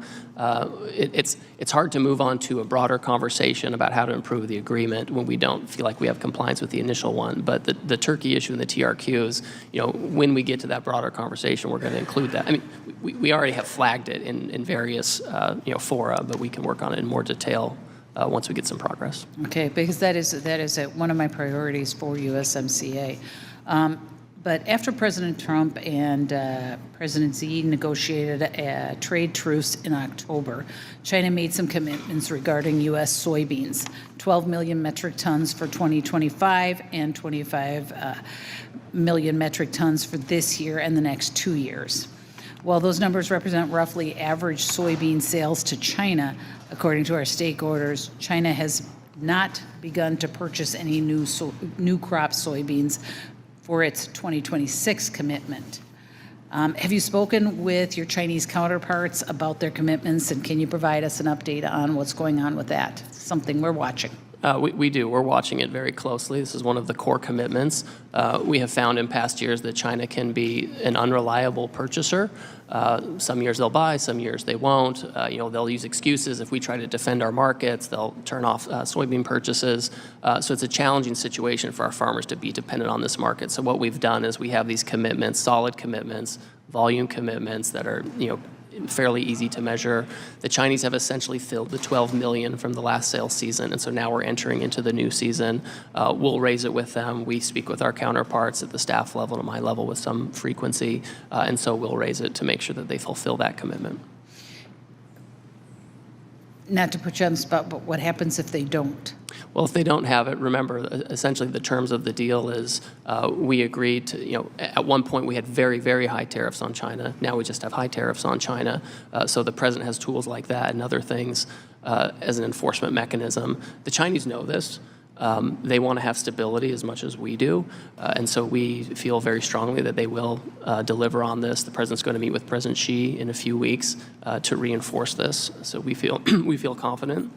And then if they don't, we'll take our actions that we need to. But I don't think we need to. I think they're going to fulfill it. Thank you very much. And I just want to reiterate, USMCA and those trade deals are incredibly important to the folks in my district. We have a heavy ag district, and so I appreciate you taking their concerns to the table with you. So thank you very much for being here, and I yield back. Ms. Delbene. Thank you, Mr. Chairman. Ambassador Greer, thank you for being here today. Appreciate it. Every day, I hear from constituents struggling to make ends meet. They tell me how groceries, gas, housing, healthcare, and other basic needs are becoming increasingly unaffordable. And the president's trade policies have been fueling this affordability crisis. When the Supreme Court struck down the president's illegal tariffs, there was a glimmer of hope that families could breathe a little easier. But hours later, you and the president said you'd reinstate those tariffs through other means. Now you're running 76 simultaneous Section 301 processes, and you set July as your target end date. I'm skeptical that USTR can perform these many thorough factual reviews in just a few months. And I know the USTR statement from February 20th says that you will comply with the substantive and procedural requirements. But it appears to me that you're just going through the motions of the 301 process when we all know how this story ends with the reinstatement of tariffs that will continue to harm consumers and businesses in states like my home state of Washington. So I had a few questions about the process that's being run. First, Mexico is a target of your investigations, and under IEEPA and Section 122 tariffs, goods that qualify under USMCA have been exempted. Do you commit to exempting USMCA goods in any Section 301 actions taken under these two investigations? These are new investigations. I can't prejudge the outcome or pre-commit to an outcome. So the whole point of the dispute settlement mechanism is to avoid unilateral tools like Section 301. And so the tariff-free treatment for qualifying goods in North America is kind of a cornerstone of our regionally integrated economy. And so I started with that question because I was hoping that was something that we would be able to easily agree on. And I'm disappointed to hear that the administration is willing to go against a trade deal and raise costs on working families if we don't have agreement that that's at least going to be a cornerstone of it. Also, Section 301 requires that before tariffs can be put in place, you have to conduct rigorous investigations. And yet, when you announced the 301 investigations, you cited Bangladeshi cement as a justification, yet Bangladesh hasn't exported cement to the United States since 2004. So how does that make sense as a justification? So for each country, in many countries, we listed a number of manufacturing areas where they have excess capacity. Manufacturing moves in ecosystems. And so when we start an investigation, we have prima facie evidence. If we can see excess capacity in certain areas or we see a trade surplus with the U.S., But this it's is enough data to start an investigation, which we'll conduct, and we'll do it rigorously using But this is staff data at from USTR. 2004 that you're using to justify actions now. They currently have excess capacity in cement, currently. Will USTR perform a thorough country-by-country analysis under each of the Section 301 investigations? Yes, we're already conducting consultations with countries who desire it. We've offered it to all the countries. We've conducted comment processes already, and we are taking our time. The career staff are doing this. We're very focused. I trust our career staff. They're incredible. They do a very good job, and I'm very confident that they'll be thorough. And my understanding is that for each Section 301 investigation, the Section 301 committee and the Trade Policy Staff Committee will each produce memos to justify their actions. Will you commit to publishing these decision memos so that they're public and we can see the results of these? I'll have to assess with my general counsel. Some of these things are deliberative in nature and so aren't subject to some of those disclosure rules. Does the law prevent you from releasing those? I'll have to look. I'll talk to my general counsel. Okay, I'm not aware of any authority that prevents you from releasing those memos, and I think it's important for everyone to see the analysis to justify tariffs because it's been raising costs for families by thousands of dollars each year. Well, we will put out a report on our findings, to be sure. We'll have a Federal Register notice, and people can comment. It'll be quite transparent. And I know you think trade policy is working. I come from a trade-dependent state, but if you think it's been a good idea, then I think that, one, we should be coming to Congress. The proposals should come before this committee, and we should make sure that we are not continuing illegal taxation of my constituents and people across the country. Thank you again for being here. I yield back, Mr. Chairman. Ms. Van Dyne. Thank you very much, Mr. Chairman, and thank you, Ambassador Greer, for joining us today. I know it has been a long morning, and I appreciate your patience and your responses. A clear demonstration of this administration's effective trade approach is how strong tariff policy has produced tangible results at our southern border. In response to tariff pressures, Mexico has surged thousands of National Guard troops to their border. They have dramatically reduced illegal crossings to historic lows, achieved major seizures of fentanyl and precursor chemicals, and extradited dozens of high-value cartel targets to face justice in the United States. And just for example, for comparison, according to Border Patrol data, average monthly Southwest border apprehensions were 89.6% lower in the first year of the Trump 2.0 compared to the final year of the Biden administration. This success proves that firm reciprocal trade tools are powerful instruments for advancing not only economic interests, but also critical national security priorities. We were down in Mexico a little over 6 weeks ago and had conversations with their elected officials, and nearly all of them said that they were cooperating and working with us because of the threat of tariffs. I think that's an important thing to point out. This is in part why I introduced H.R. 6991, was the Fair Trade Act of 2026. And that was actually after a roundtable with you, and we discussed it. And it would impose additional 15% tariffs on goods from countries from which the United States runs a trade deficit, and a 10% on goods from countries where we run a surplus. I believe this bill perfectly complements USTR's 2026 trade policy agenda by providing concrete leverage to secure better market access, stronger enforcement of our trade agreements, and genuine reciprocity from our trading partners. I'd like to move on to some of the issues that are really important in Texas. Liquefied natural gas. First, can you tell us how important the expansion of LNG and investments in LNG exports along the Gulf Coast, which represents, by the way, a 180-degree difference from the Biden administration, but especially in Texas, have been for improving our trade imbalance, stabilizing global markets, and supporting our sometimes allies in Europe? Yes, this is an important way that we can help get our trade deficit down. This has been significant over the past year as we've gone country to country, expressed our concern with the trade deficit. They've been very eager to increase imports from the United States, agriculture, manufactured goods, and energy products. And LNG is really important, right? As you see, a country like Russia is an unreliable supplier, and we have been able to fill gaps. The Europeans have committed to buying more LNG. We have a lot of countries that have committed to this, so we're exporting it. It's really critical, and it also obviously helps our overall petrochemical industry. Well, the president's tremendous success in Venezuela, the legacy media has largely ignored the entire topic of Venezuelan oil. But how important for the Western Hemisphere and our ability to deal with our adversaries like China is the Texas refining capacity of Venezuelan oil? Well, this is really significant, and when it comes to trade in gas and oil, a lot of it depends on your downstream refining capacity, and so our Texas facilities are optimized to process that crude coming in from Venezuela. So this is a great opportunity that the president has secured. Frankly, that energy supply chain, I mean, Venezuela has some of the largest reserves on earth. So between U.S. reserves, Venezuelan reserves, we have energy security for decades into the future. It's too bad nobody else is talking about it, but I appreciate you bringing that up. Switch to back to Mexico. I know that you and I have had conversations and understanding that it's bipartisan on this committee for Vulcan Materials and some of our other businesses and how they're being treated in Mexico. Can you just kind of give us an update on the latest of this situation? And do you see a path forward or a resolution?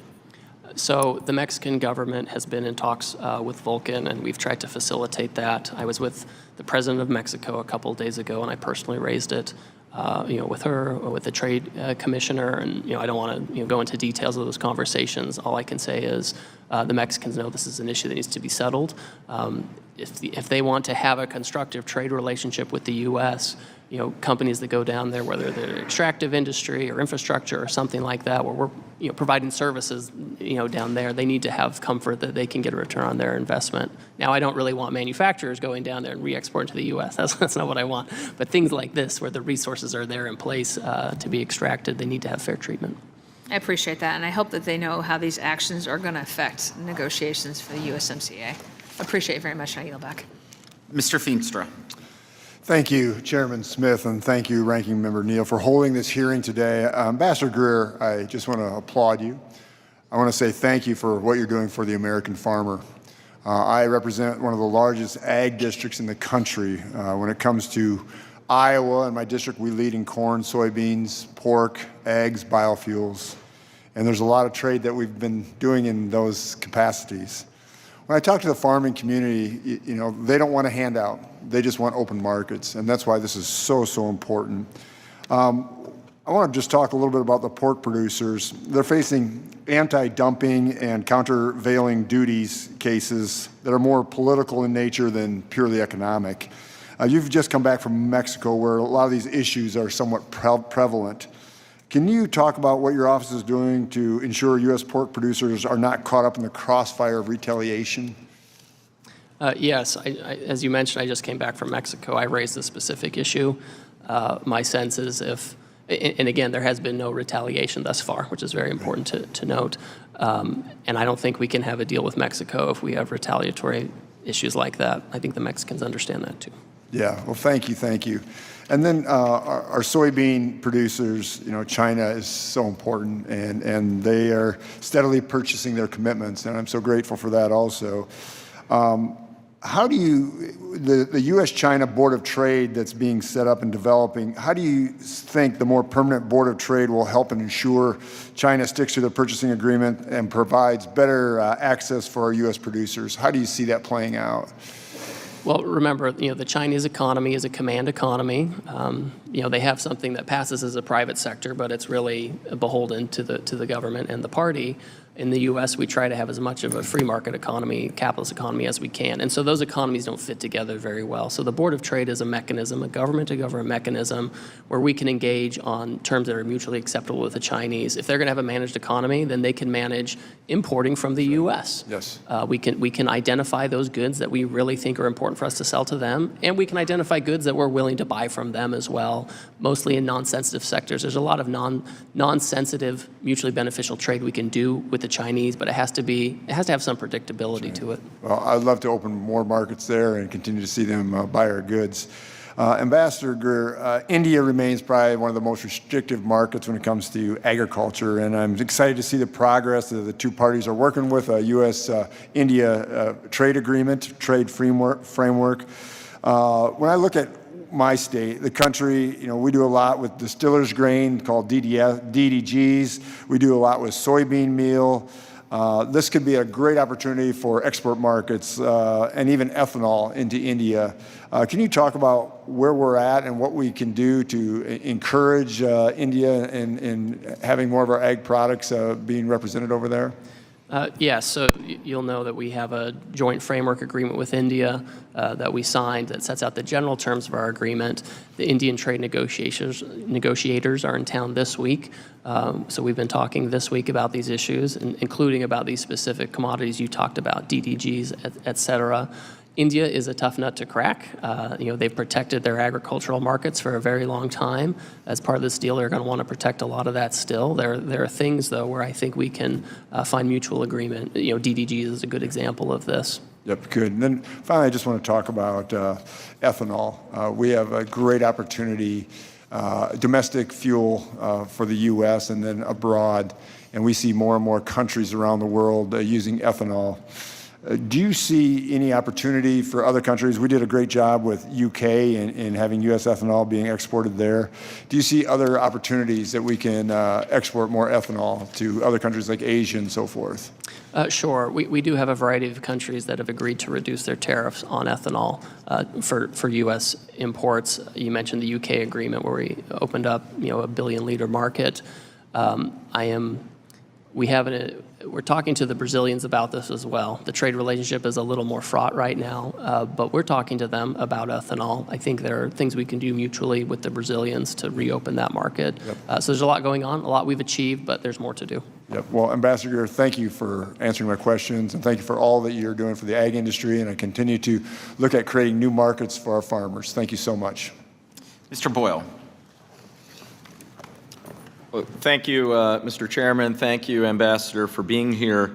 I'm sorry to say this, but in my opinion, the administration's trade agenda has been nothing short of disastrous. According to the Trump-appointed Republican Federal Reserve Chair, it is this administration's reckless tariffs that have been the major driver of the rise in inflation. These policies have raised prices, disrupted global trade, and made it harder for American businesses to plan and invest because the policies have been so erratic and unpredictable. Now, it is clear that Americans are experiencing an affordability crisis, but that crisis has two sides to it. The rising costs, as I just mentioned, but also the stagnant wages, the other side of the equation. Focusing on costs alone misses half the problem. Wages have stagnated for years, and workers who attempt to organize or bargain for better pay are often told to accept less or risk losing their livelihoods as companies threaten to offshore jobs. That pressure has both shuttered factories and held down wages even where jobs remain. Unfortunately, I know this firsthand, having fought unsuccessfully to oppose the offshoring of hundreds of Nabisco factory jobs in my own very district in Philadelphia. This was a factory that had been there for many decades. Now those jobs are in Mexico, where workers there earn pennies on the dollars that were being earned by American workers at that Nabisco factory. Workers still face this race to the bottom, now more than ever.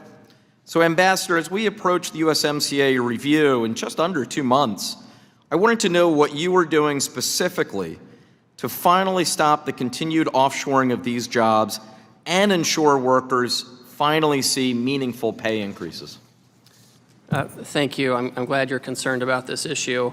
In advance of USMCA review, we've initiated Section 301 investigations in Mexico and Canada, both on forced labor issues as well as structural overcapacity with respect to Mexico. And in result, the U.S. steelworkers put out a statement welcoming USTR investigations. The IAM union backs the investigations. The UAW applauds us for doing this. AFL-CIO lauded it. So we're working hand in hand with these unions to do this. We think that tariffs are an important point to do this. We think when we took down our tariff barriers, we had a lot of offshoring, and now we want to reshore. And so sometimes I get confused when people say we don't want tariffs, but we want to reshore. We have to be coherent about this. Well, hold on. I reclaiming my time because I only got 2 minutes here. So to be clear, there are times that I have supported tariffs. However, there's a big difference between the tariffs that I have supported and the ones this administration has erratically put in place. The tariffs I've supported are industry-specific and country-specific. That's very different than the trade policy of this administration. But in the remaining time we have, if we can just shift on moving forward, what specific commitments this administration and you specifically are looking for in the review of USMCA, specifically with respect to Mexico? So first of all, we would expect that any rules of origin be updated if we're going to have preferential trade with Mexico. I cannot have a situation where China or Vietnam or other third countries are using Mexico as an export hub to undermine U.S. workers and manufacturers. That's why the unions have been so supportive of what we're doing on tariffs. So that's one thing. I would say that another thing, we want the Mexicans to follow their own labor laws, which was imposed on them, or which they passed in response to USMCA in the first term. We continue to take actions against Mexico where they are not following their own labor laws. So those are just a couple of things I think are responsive to some of your... And just to be clear, I mean, USMCA, which I voted for, and frankly, I think the vast majority of Congress on both sides of the aisle voted for, I did not think it was perfect. I think there are a number of things in it that need to be improved, but I thought overall USMCA was an improvement upon the deeply flawed NAFTA that it updated. I hope that as we go through this review, we can see even more improvements, and I'll be happy to follow up specifically in a letter on some ideas that I have in ways that we can make it better and our trade policies fair for not just American consumers, but also American workers. With that, I yield back. Mr. Moore. Thank you, Chairman.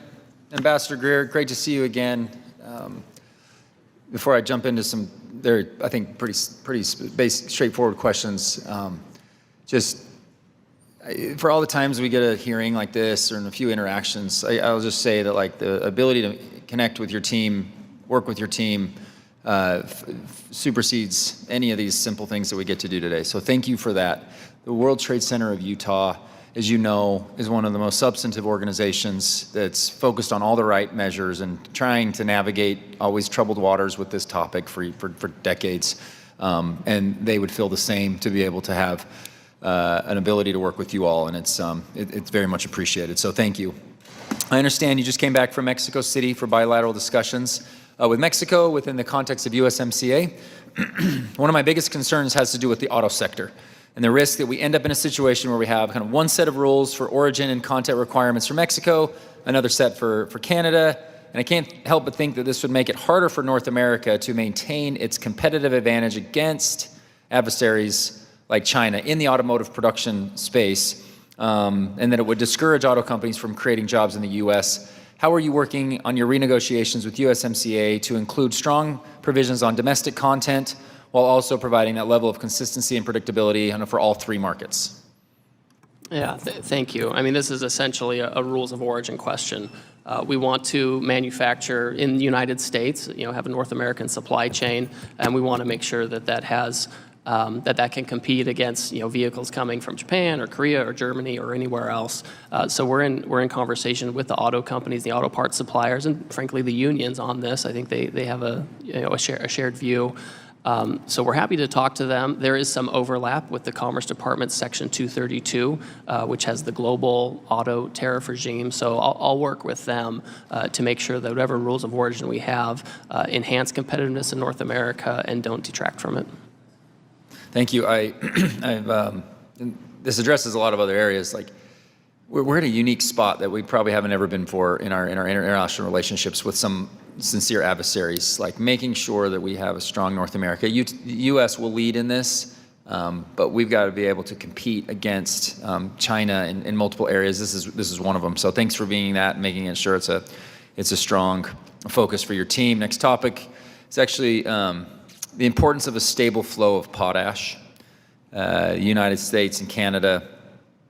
Utah is one of only 3 states in the country that actually produces potash, specifically sulfate potash for premium crops like berries and fruit, but this makes up a small overall percentage of the U.S. potash consumption. 95% of our potash comes from abroad, 79% of which comes from Canada. Our domestic producers are reliant on a strong and stable trading relationship with Canada to prevent potash prices from spiking, thus hurting both domestic partners, or both the domestic producers as well as domestic consumers like farmers. How can we ensure that this product, which has a ton of Utah farmers that they rely on this, does not emerge as a bargaining chip per se and some potential issues with USMCA renegotiations? Well, through everything we've done in the last year and setting, a kind of a baseline global tariff and higher tariffs on large surplus countries, in all these cases, potash has never been subject to changing trade policy. We've just kept the same trade policy as before. Excellent. So the concern that this becomes a major bargaining chip and becomes, you're not as concerned about that? I mean, we haven't messed with it. We haven't put tariffs on potash. It's just kept flowing from Canada. So it's, we view that as a certain flow. Excellent. Thank you. And back in February, last question, USTR requested public feedback on the development of a plurilateral trade agreement on critical minerals, which would enhance the resilience of critical mineral supply chains and the downstream industries that depend on them. Can you provide an update on the timeline for these negotiations? What are your top priorities to address collectively with like-minded allies and partners? The state of Utah is a rising player in this space. There's massive potential here that would benefit our nation. How can state and local level officials impact these discussions positively? Sure. So our office is developing a draft text that we can share with allies. We're going to share it first with Congress and congressional staff to have review and get feedback directly from Congress on that, and then we'll share it with allies who are in a good position to be able to start negotiating. We have action plans on critical minerals with Mexico and Japan, for example, and we are looking at specific minerals just to almost run an experiment on and look at the data, look at supply, look at demand. If we need some kind of a protective price floor to ensure the economics work out, what would that look like? How would you determine it, and that kind of thing. So that's moving along. And then other agencies are doing stockpiles and a lot of other things too. Excellent. Thank you so much. Chairman. Ms. Malley-Takis. Thank you very much, Ambassador. Appreciate you being here today. I want to echo an issue that some of my colleagues had brought up already. Those of us from either California or New York, we really care about the wine industry. Our wineries and distilleries are really getting hurt for about a year now when several Canadian provinces effectively shut down American wine, spirits, and beer. And the impact has been significant. It's about a 78% drop in American wine exports to Canada. And this represents about a $350 million loss over the past year. So as we're moving forward with this USMCA review and you're having conversations, I just want to echo what my colleagues have said, strongly encourage you to prioritize this issue with your Canadian counterparts, and I trust that you will. And I've also brought this up with Secretary Lutnick as well. But I do want to talk about another issue relating to the USMCA. It is about Cuban doctors. This is basically what's happening here is Mexico is participating in what amounts to forced labor, human trafficking, and it's basically a forced labor scheme run by the Cuban communist regime. In February, I did join several of my colleagues. I wrote a letter to your office flagging this issue. There is a loophole currently in Article 23.6, and I'd like to submit this for the record, Mr. Chairman. I will also give you a copy as well. Without objection. But basically, Mexico pays the Cuban government billions of dollars to contract doctors and medical professionals. But the regime, the communist regime, keeps that money. It really doesn't get to the actual workers. And these doctors, they face coercive practices by their government, like passport confiscation, wage withholding, surveillance, restrictions on movement, family contact. And these are all documented by the State Department and human rights groups. And now, with President Trump and Secretary of State putting pressure on Cuba, it is the right time to fix this wrong in this agreement. And I urge you to use the 2026 review process to press Mexico on this issue, ensure that there's clarification of Article 23.6 in the USMCA, and directly or indirectly to stop subsidizing forced labor and human trafficking. And interestingly enough, the agreement actually recognizes illegal wildlife trafficking as a threat to legitimate commerce. So it's shocking that the trafficking of forced labor of humans, whether it's carried out through government-run medical missions or service links to trade relationship, are not addressed with equal prioritization. Thank you. You know, forced labor is an important issue for the administration. The United States is chairing the G20 this year, and forced labor is one of the issues we're talking about. We're conducting a Section 301 investigation on forced labor, including with respect to Mexico. So it's certainly something that's top of mind for us, and we'll take a closer look at some of the things you've talked about. I appreciate that, because as I said, this is putting billions of dollars in the pockets of Cuba's communist regime at a time when our president, our Secretary of State are trying to economically cripple them in hopes that we'll see some regime change. So I think this is the right time for us to take that action to echo what they're trying to achieve. And what I'll also say is that I have a Medical Supply Chain Resiliency Act. I've brought this up before. I know a lot of the conversation today was about removing our reliance on China, shifting more to reliable partners, bringing it home where we can. I have a bill, Medical Supply Chain Resiliency Act, which is bipartisan in this committee, and it basically gives the administration the tools to establish trusted trade partnerships with reliable allies, to eliminate tariffs and trade barriers, specifically to strengthen medical device and pharmaceutical supply chain. Is that something you feel could be a tool in your toolbox as you're moving forward? That's possible. I think our staff should talk about it. We have some trade actions related to pharmaceuticals and medical devices, and I think if Congress has some tools to help with reshoring and supply chain security, that could be helpful. All right, great. Could you give, since I have a few seconds left, could you just give us an update where you're at on some of those trade deals and where you see the most opportunity to move our supply chain out of China and friendshore it? Certainly. I would say with respect to pharmaceuticals, this is actually an area where I've been really encouraged on reshoring, because we have a lot of examples of specific commitments from pharmaceutical companies to build here. And, you know, listen, we always hear from a lot of companies, I'm going to invest X or I'm going to build this, but we are actually seeing concrete in the ground and superstructures going up. And I congratulate the administration on that. They have gotten trillions of dollars in investments from all different industries to reassure and produce here. Does that include APIs? agri-pharmaceutical ingredients that we would need, obviously, to make the medicine. Yeah, that is a trickier situation. It's not just trade on that, it's also permitting. The reason why some of that left was environmental rules. We're trying to have 21st century permitting and regulatory so we can get APIs back. As these companies come back, the ecosystem comes along with them, and so we think that having the manufacturers here, the APIs and key starting materials will follow. Great. Well, I look forward to working with you, and I appreciate your time. Mr. Panetta. Thank you, Mr. Chairman. Thank you, Mr. Greer, for being here. As you know, we're just over a year past Liberation Day.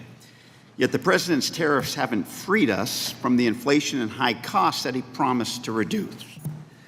But when you have an effective tariff rate of 11%, the highest since 1943, it makes it pretty tough to keep those types of promises. Today, the chairman talked about, and yesterday I actually met with your ag trade representative, who also talked about the few deals that the administration has entered into. She actually took the time to personally engage with us, something that your predecessors did, something that I've suggested you to do, but something that you have yet to do outside this room.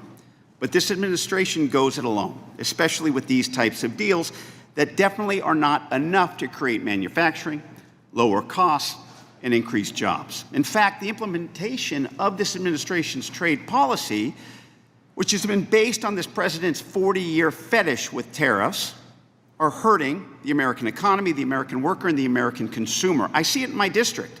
Small businesses, from florists to farmers, are hurting due to the cost of inputs for their products. Overseas markets relied on are being lost to our competitors, and according to the Yale Budget Lab, American households stand to lose between $650 to $1,300. Now, when the Supreme Court struck down the reciprocal tariffs under IEEPA, the administration had an opportunity to reset. Instead, you doubled down and you leaned in on Section 301 and 232. But to get there, your president immediately imposed 10% tariffs using Section 122 of the 74 Trade Act as a temporary bridge.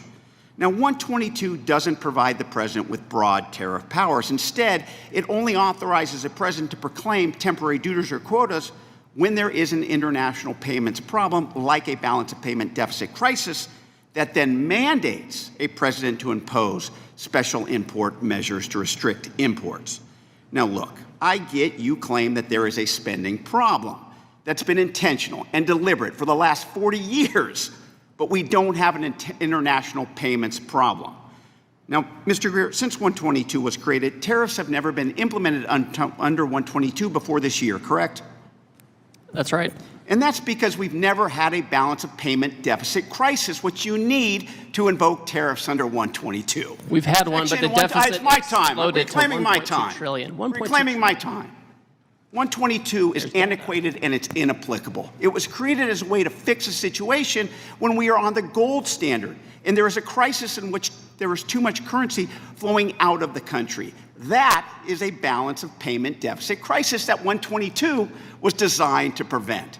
But we've never had that situation, mainly because, as you stated earlier, our dollar isn't tied to gold or any commodity. In fact, it floats and adjusts on the open market. That means our dollar value is unaffected by the amount of U.S. currency overseas. Moreover, we've got way too much foreign investment in the U.S. that offsets any money going out of the U.S. So it's very, very difficult to have a large and serious balance of payments deficit problem under Section 122. And in fact, your administration, the Trump administration, argued this in VOS Selections versus Trump. In that case, the DOJ actually argued that tariffs were applicable under IEEPA and not 122. The administration even stated that Section 122, and I quote, has no obvious application here, unquote, because the administration claimed trade deficits are, quote, conceptually distinct from the balance of payments crisis necessary for 122 apply. Yet 5 hours after the Supreme Court's decision in Learning Resources that struck down the president's tariffs under IEEPA, the president then issued an executive order using 122 to impose tariffs. Now, despite your administration previously arguing that 122 doesn't apply, you're now arguing that it does apply. Look, I disagree with that. the courts are going to find that they disagree with that. And so the argument will be that you're going to make is that IEEPA tariffs are gone, so you now need to impose tariffs under 122 to prevent a balance of payments crisis as a preventative measure. But under that reasoning, you could have invoked 122 any time over the past year. And as much as you're acting disinterested right now, you need to realize that 122 can't be used as a preventative measure, since 122 states that the president shall act and not may act when import restrictions are needed to address a balance of payments deficit crisis. You need a balance of payments deficit crisis, and you don't have it.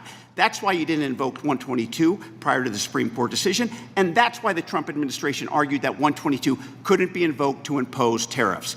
Section 122 is antiquated, it isn't applicable, and it's irrelevant, and why I have legislation to get rid of it and reimburse my constituents who are being screwed over by President Trump's tariffs. I yield back.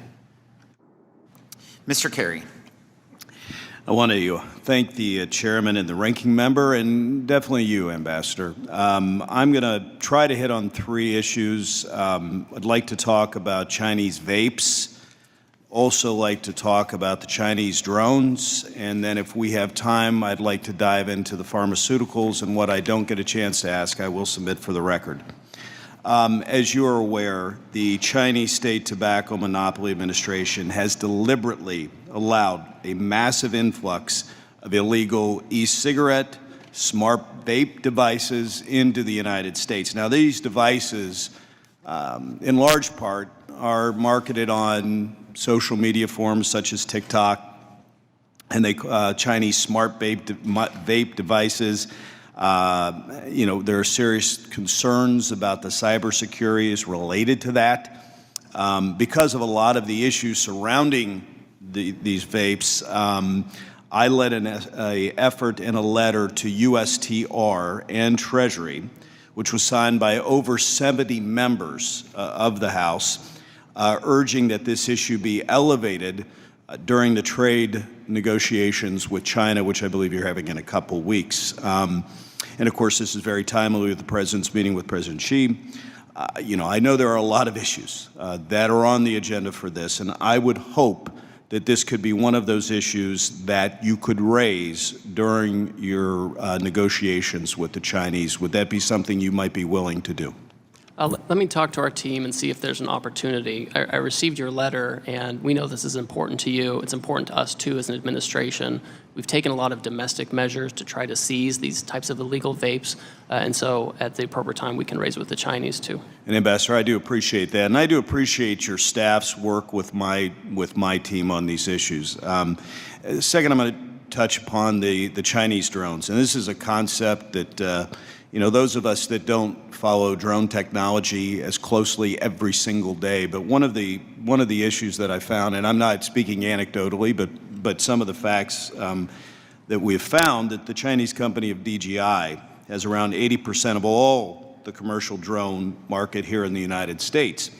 Many of these drones present a serious national security threat to our nation. I don't think there's any doubt about that. Many of these drones are performing surveillance in certain areas. Township trustees use them, county engineers use them, and cover our bridges and overpasses and all of these things. So while this commercial drone industry in this country, the fact of the matter is these products are not going anywhere in the short term, and we know that. With that in context, can you tell me a little more about the conversations that you may, and we have 2 minutes, are having with the Chinese about the malicious components and software in these drone products? Well, I will say that in our trade and economic discussions, we do not get too much into national security concerns with the Chinese. We don't want to be in a position where we're negotiating, things like that. Rather, what we do as an administration is we take actions domestically. The FCC, for example, recently took an action to prohibit new versions of foreign drones, Chinese or otherwise, to help guard against these kinds of things. Okay, and I appreciate that, and I completely understand that. And Ohio is open for business for all the drone technology. We've got some great facilities in Springfield, Ohio, which is in my district, as well as in Columbus. Want to talk a little bit about medical supplies. You worked with the U.S. and U.K. agreement on pharmaceutical pricing. Really appreciate all your efforts as it related to the technologies and future tariffs under Section 232 and Section 301. We definitely applaud your efforts. Exempting medical supplies from trusted trading partners is critical to ensuring that we have a resilient supply chains as it relates to multiple sources of both cost-effective and cost-efficient life-saving devices. Is the USTR considering similar language in other country-specific deals to ensure that medical providers don't face further tariff-related costs of increase for medical supplies? You have 20 seconds. Well, what we're trying to do is we're trying to make sure that other countries accept our FDA certifications for medical devices, so we have market access there, and we're trying to reshore medical devices here and protect it as well. We're happy to talk to any stakeholders you might have if they have concerns about the trade policy in this area. Mr. Ambassador, we definitely thank you for your time, and with that, Mr. Chairman, I yield back. Thank you. Mr. Yakum. Thank you, Mr. Chairman. Ambassador Greer, it's great to see you again. Thanks for being here. I hear my friends on the other side of the aisle complaining constantly about tariff authorities, and I couldn't help but wonder, what would they do if they held all the levers of power? Well, they did hold the trifecta of power in 2021 and 2022. This committee marked up over 1,700 pages worth of partisan and bipartisan bills, which I have right here. Ambassador Greer, of these 1,700 pages, how many would you guess amended tariff authorities? Probably zero. That is correct. That would be zero. Zero changes to Section 232, 301, 122, or IEPA. If it's so important, why didn't they change the law when they had the trifecta of power? The complaints now ring hollow. They had 2 years to amend tariff authorities, but instead, they chose the Green New scam, green boondoggles, and massive spending that stoked generational inflation. I was glad to see the administration create Annex 3 in recognition of the fact that there are certain products and commodities that are not grown or produced here. And I was so excited when we finally clinched Annex 3 treatment for Luan wood products from Indonesia, which you and I have spoken about many times. Although it was a short-lived victory since the Indonesia Agreement on Reciprocal Trade was announced the day before, Learning Resources, that decision when that came down. As you complete the ongoing Section 301 investigations, are you planning to maintain Annex 3 treatment for countries with an agreement on reciprocal trade? I think what I can say on this, because the investigations are ongoing and we can't prejudge, but to the extent that the agreements on reciprocal trade mitigate any of the problematic trading practices we find, then we'll certainly take those into account. Thank you, sir. I've heard from a number of businesses back home that want to expand their operations here in the United States and hire more people.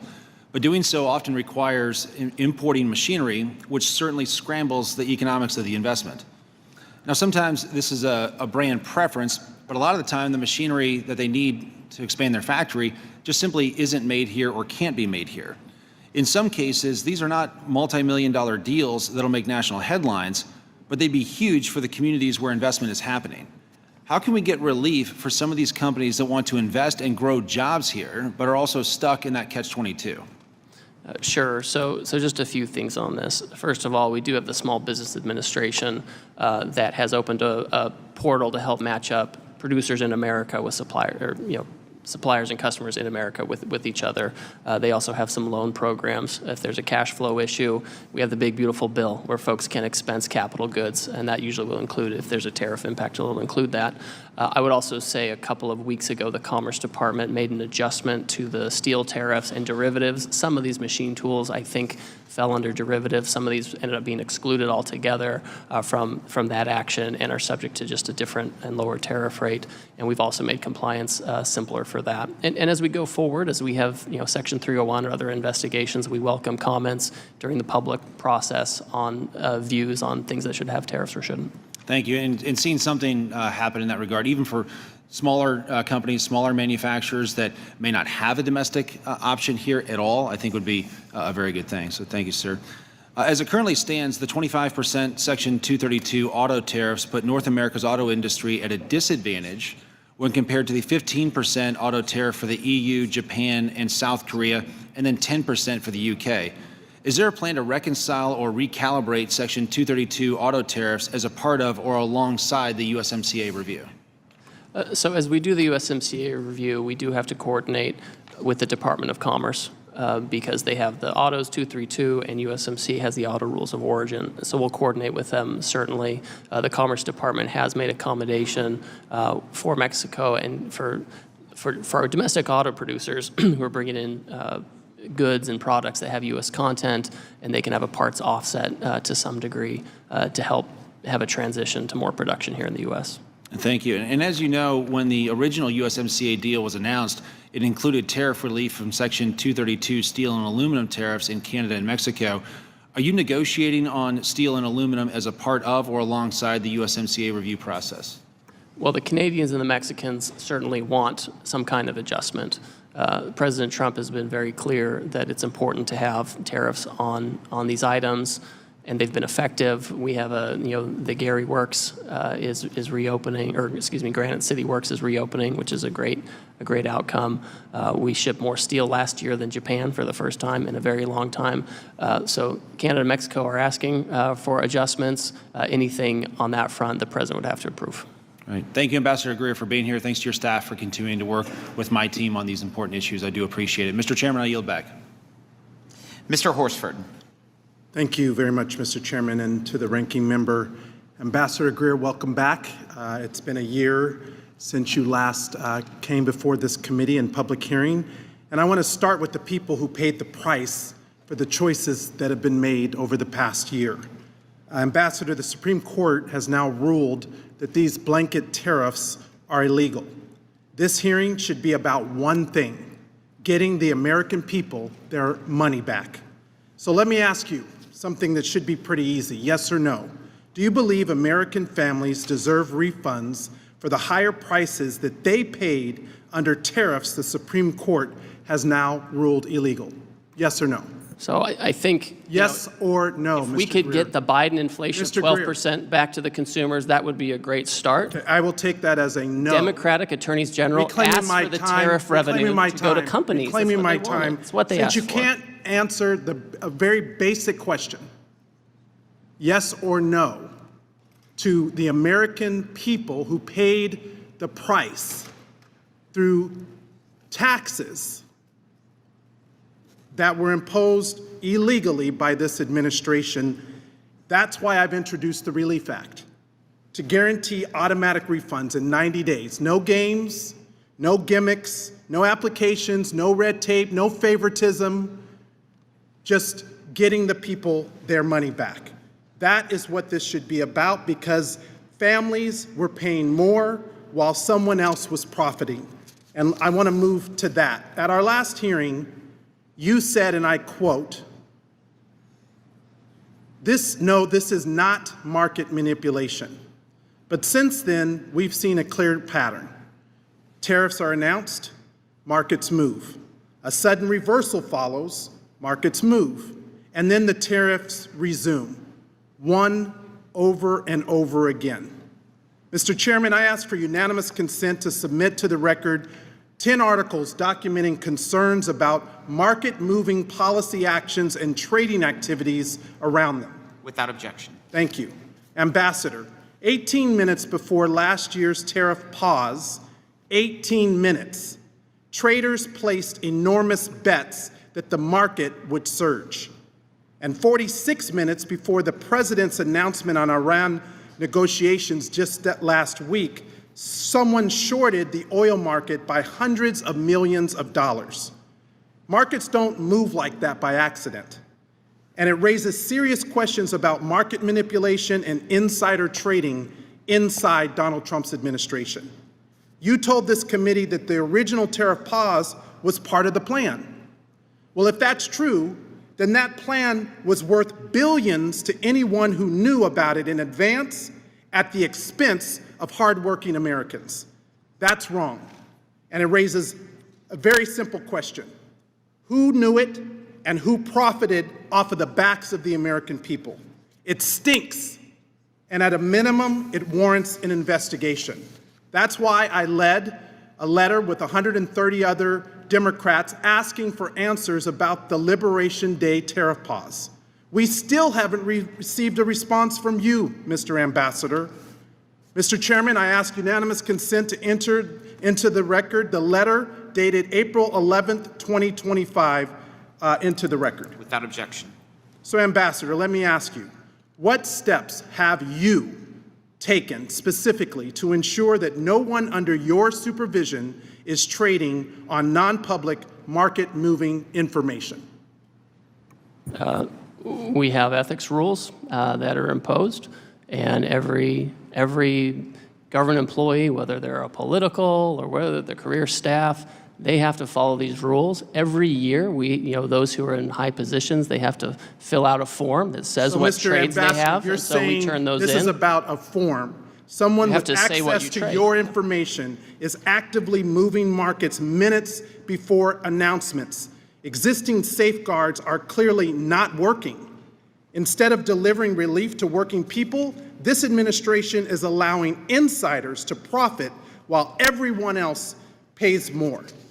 Now, I want to move on to one last thing. That's just not true. You said in your last testimony that we would have 90 deals in 90 days. Did I say that? Yes, you did. I don't think I said that.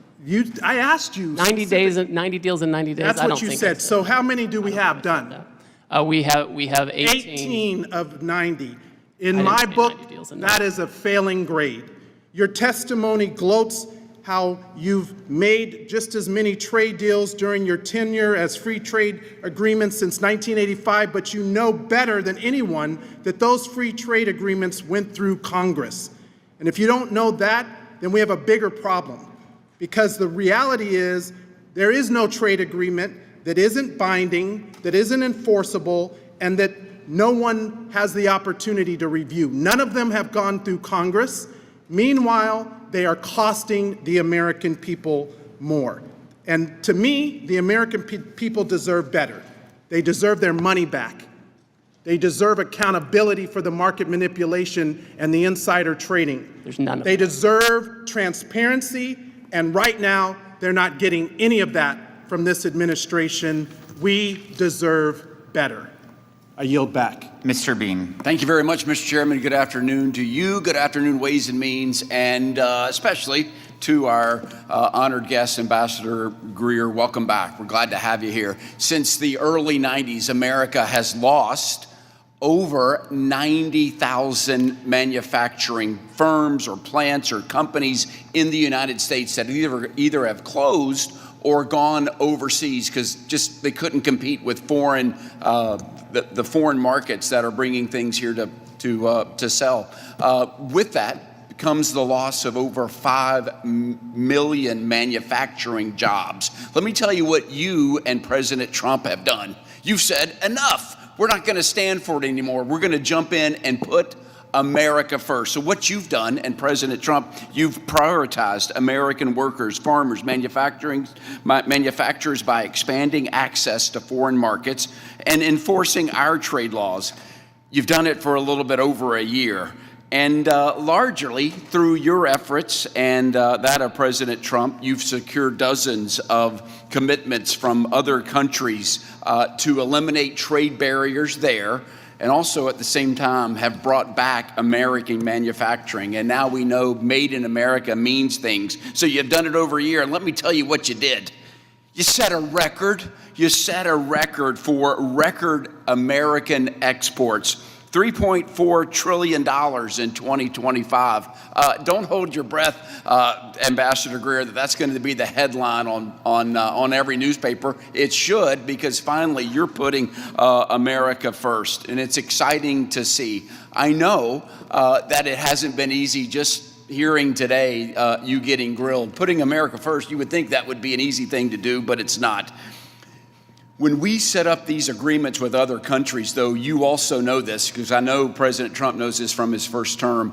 We know that there are countries like China that don't play by the rules and will manipulate those agreements to sneak their goods and services here. We've done a great job of limiting them, but how do we whether it's through the USMCA or through trade agreements, how do we ensure that China and other bad actors don't gain illicit access to our markets and further undermine our manufacturing, small businesses, farmers, and producers? Ambassador Greer. Thank you, and thanks for that vote of confidence. And I agree with you. You know, when we're exporting more than we've ever exported in 250 years of American history, and we see manufacturing coming back, I'm puzzled at others' reactions or disappointment in that. With respect to dealing with essentially trade cheating is what you're talking about. There are a few ways to deal with it. On the one hand, we have just enforcement in the U.S. We have Customs and Border Protection, who under this president are being very aggressive about identifying counterfeits, identifying transshipment, and taking action. So that's part of it. It's on your radar, though. That's what I want to know. It's on your radar, China, and for steel and other things that have components, we just want to make sure it is indeed on your radar screen. When you think of Florida, maybe you think of beaches, theme parks, or no income tax. But Florida, this has come to a shock to many people, is an agricultural state. We grow oranges, tomatoes, pine trees, and we also grow sugarcane. Right now, foreign countries are dumping their sugar in our country, and they're subsidized by their own country. It's created a dire consequence for sugar growers in Florida and really across the United States. What are we doing? Is it on your radar screen? What are we doing to protect sugar and other commodities like that can't compete? It is on our radar screen. We had a 50% tariff on Brazilian sugar that Democrats' attorneys general insisted on suing to take that down to destroy protection for American sugar. I've had conversations with many members of Congress who have the same concerns as you. So I'm working with USDA to figure out how our trade management of sugar imports can be better optimized to benefit our own producers. Thank you so much. We grow cotton in America, but we don't have the ability to process it and make it into underwear and shirts and footwear. The American apparel and footwear industry has great concerns that because we don't make it in America, we grow it, we send it overseas. When it comes back, humongous tariffs. Is that on your radar screen? And can we make some adjustments for American products that are added value elsewhere than come here? What say you, Ambassador Greer? So we have made adjustments, particularly in Central America. That's part of our cotton textile supply chain to make sure that supply chain is preferential relative to Asia and other places. We want to have as much of that production as close to home as we can. Thank you. Ambassador Greer, thank you for putting America first. Mr. Chairman, I yield back. Thank you, Mr. Moran. Thank you, Mr. Chairman. Mr. Ambassador, thanks for being here today. Just a couple more folks today, but I want to go over just some of the wins, a lot of the wins that you've had in the last year or so since the election of President Trump and your confirmation as the United States Trade Representative in February 2025. The U.S. finally has an executive branch advocating for prosperity and growth for U.S. businesses. President Trump put you on a mission to stop unfair trading practices, open new markets, and boost the production of the United States. And you and your team have delivered on this mission. But the work, as you've noted today, is not done. Nevertheless, I want to pause today and reflect for a moment about the wins you and the President have had over the past year. I want to show you the big board behind me. $2.2 trillion in new investments into the United States committed by foreign governments through your negotiations in cooperation with the work of Secretary Lutnick and the Department of Commerce. You have actively engaged our trading partners and established 18 deals through trade agreements, frameworks, and investment commitments. The U.S. has secured commitments by 9 countries, as you said earlier, not to impose digital services taxes or other discriminatory digital measures, and Canada's digital services tax has been repealed. And we have now seen a 32% reduction in goods trade deficit with China in 2025. That's a win, win, win, and win. And a lot more wins that we could talk about, things like the launch of the agreement on the reciprocal trade program that expanded market access for U.S. workers and firms. And the President implementing his policy in April 2025, since he actually engaged in that, trade deficit and goods decreased on a year-over-year basis every month through December 2025. New investments in the auto industry, as you mentioned, and many, many more. Ambassador Greer, can you tell us more about how these achievements have benefited everyday Americans and why these achievements are particularly significant to the future growth of our economy. Well, thanks for going through the hit list on that. Let me just give you a couple of thoughts on this. Under President Biden, wages for manufacturing workers dropped by $830. Under President Trump, in 1 year, wages for manufacturing workers have gone up by $2,400. Overtime hours for manufacturing workers have increased. Manufacturing productivity has increased. And last quarter, for the first time, we've seen positive manufacturing jobs numbers since a huge loss during the Biden years. So the very things we're trying to do, reshore American manufacturing, it's happening right now. And along the way, we're getting foreign market access to get historic export numbers. We're making sure our digital tech companies are being treated fairly. And we're attracting new investment here in the United States to create jobs here that are good for the working class. Yeah, you're doing it successfully, and even though there's a lot of naysayers here today that want to badmouth the progress that we've made, it is great progress for the American economy and great progress for the American worker, and it's incredible that we've achieved it just in the last 15 months. Let's talk about the EU-U.S. trade deal. On March 26th, the European Parliament voted to advance the U.S.-EU agreement on reciprocal, fair, and balanced trade, originally agreed to last July. As stated in the agreement, the U.S. and the European Union share one of the world's largest economic relationships, supported by mutual investment stocks exceeding $5 trillion. I think we need to leverage this strength, and I welcome efforts to strengthen our economic partnerships and relationships with key allies like the European Union, particularly where we can reduce barriers to U.S. exports and ensure fair trade practices while fostering our partnerships in other key areas and excluding China and their undue global influence across the world. How do you see this U.S.-EU agreement of reciprocal, fair, and balanced trade to improve market access for American producers, and what steps will be needed to ensure these commitments are fully implemented? So right now, the European Parliament bill, which they approved, is going through a process called trilogue. This is something where it goes through the different bodies of the European Union for final approval. And again, this bill, it reduces all tariffs for the U.S. on industrial goods, and it provides a number of duty-free quotas for U.S. agricultural goods. And I'm in conversation with my partners in Europe right now on eliminating non-tariff barriers. So this is a huge opportunity. Our trade deficit with Europe is already going down. It's really big, but it's already going down, and I think it'll be in even better shape after this goes through. Fantastic, and I appreciate your work on critical minerals as well. I've got some questions on that, but my time is short. I want to say this in conclusion. What I hear from my constituents is that consistency is key for their investments. You know this, and you're working on that. You and the President have reordered global trade and have put Americans first on the world stage, and we're appreciative of your efforts. Now we need to make sure that our industries can plan on these agreements and make them permanent. For the past 4 years prior to the Trump administrations, Americans had to rely on trade relations that took advantage of Americans and allowed our trading partners to profit off of our innovation. We must now ensure that the U.S. never regresses back to those relations, and I stand ready to make sure that President Trump's historic trade agreements and your hard work remain lasting. And with that, I yield. Thank you.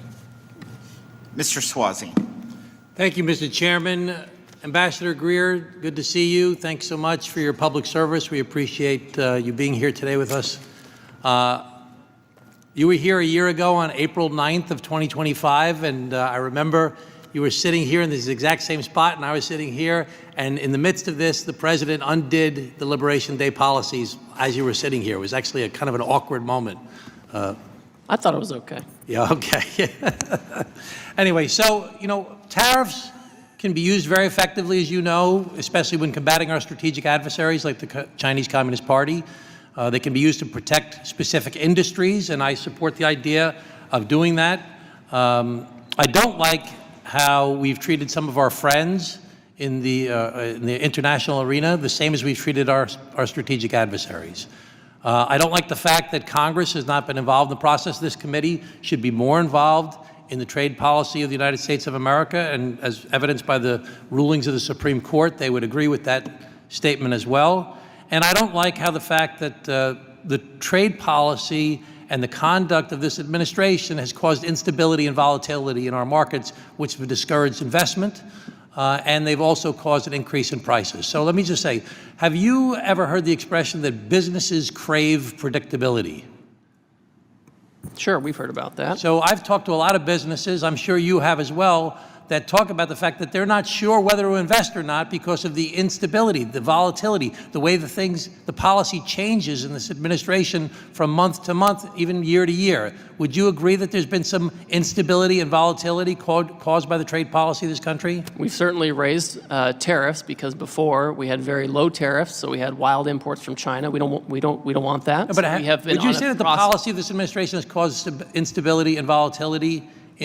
We saw some volatility last year. As you're undoing 50 years of terrible trade policy, and we're fixing it, we're building up tariffs to protect the industries we need. People have referred to the Trump turbulence tax, and there's a quote from Larry Fink from BlackRock, who I'm sure you know him, who said, "The United States post-World War II was a global stabilizer. Now we're a global destabilizer. None of it is needed to none of this needed to happen. This is not a pandemic. This is not a financial crisis. This is something that we've created. Uncertainty and anxiety about the future of the markets and the economy are dominating each and every client conversation." You've heard that quote from Mr. Fink before? Well, I haven't read that, but I know Mr. Fink. Yeah. All I know is the market's hit 50,000. We're growing faster than any G7 Okay, partner. but you've Manufacturing's agreed coming that back. there's been We're some winning. instability and volatility that's been resulting from this policy. Let me ask you this question. If you have status quo, that's a bad status quo. You will have a change if you're going to try to improve it. Let me ask It's you not this gonna have question. status Are quo. tariffs increasing prices for the American consumer? So I'm going to say no. We had a 12% inflation you under say- Biden, and we are at much Mr. lower Greer, now. so you disagree with the statement from the Tax Foundation that these tariffs are causing costs to go up $1,000 per household? You disagree with that? I do disagree with that, yes. And you disagree with the statement from the Yale Budget Lab? The Biden Budget Lab, yes. The I Yale do. It's Budget all Lab, Biden staffers. who says that this is costing each household $2,400 I do disagree. on an because- annual basis? Because they assume that it passes down. Right here, article from the Wall Street Journal, who doesn't like me, by the way, Trump's tariffs are being picked up by corporate America, not the consumers. Okay, and do you disagree with the Manhattan Chamber of Commerce, because in New York things are more expensive, that this is costing each household $4,200? I can't fix the Mamdani socialist city policy. Well, that's not Sorry. the Chamber of Commerce, but okay. Okay, all right. That's very clever. Okay, and how about from Moody's Investment Services? They say that these tariffs are raising inflation and the cost of living. Do you disagree with that? I do disagree. These are the people who want offshoring, Mr. Schwartz. And you disagree with the fact that Moody's also says this reduces jobs and reduces the strength of our economy? We are the strongest economy in the G7. So you disagree with Neil Bradley from the U.S. Chamber of Commerce, who says that these tariffs have caused significant cost increases? So I will say that for some things that is true, because if we're getting subsidized stuff from China and we're trying to create a market price for intermediate goods, it could Well, it's raise not the just cost to China, the it's all market kinds price. of different goods. And there's a lot of, you talked about, I think you called them the Biden Budget Lab or something like that. Yeah, it's all Biden staffers But that the U.S. Chamber of Commerce, the Tax Foundation, these are conservative institutions that are saying that these are costing consumers, one said $1,000 a year, another said $2,400 a year, another said $4,200 a year. So you disagree with all of that? These aren't conservative institutions, they're offshoring institutions. Okay. All right. Thank you for your service, Ambassador Greer. Appreciate it very much. Have a great day. Thank you.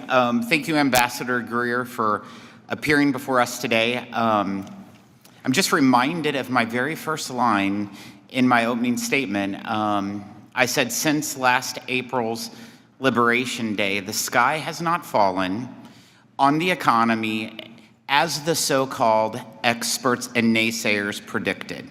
In fact, we have record exports, $3.4 trillion. The reason why we have opened up more markets for our farmers and our manufacturers is by you and the president using the power and leverage of the tariffs to countries who have basically ignored prior administrations. But they don't ignore Donald Trump. They don't ignore you. As I speak to world leaders every day, I want to say thank you, Ambassador Greer, because you're right. Wages came up more in the last year than the prior 4 years under Biden combined. You did it in 1 year, but the Democrats, they couldn't do it in 4. And so I want to say thank you. They talk about the cost of goods. I sat here and I heard a lot of stuff earlier, They talk about the cost of goods. You look at what the CPI says that the cost of food increased from the first day that Joe Biden came into office to the last day Joe Biden was in office was 29%. Since Donald Trump has been in office, the cost of food has gone up 2%. Who is the result of the affordability crisis? The Democrats. They went on a $10 trillion spending spree that led inflation to the highest level in half a century. So I just want to say thank you for being here, putting up with all this conversation and dialogue. Even some of it, the facts weren't completely straight, but I appreciate it. Please be advised that members have 2 weeks to submit written questions to be answered later in writing. Those questions and your answers will be part of the formal hearing record. With that, the committee stands adjourned.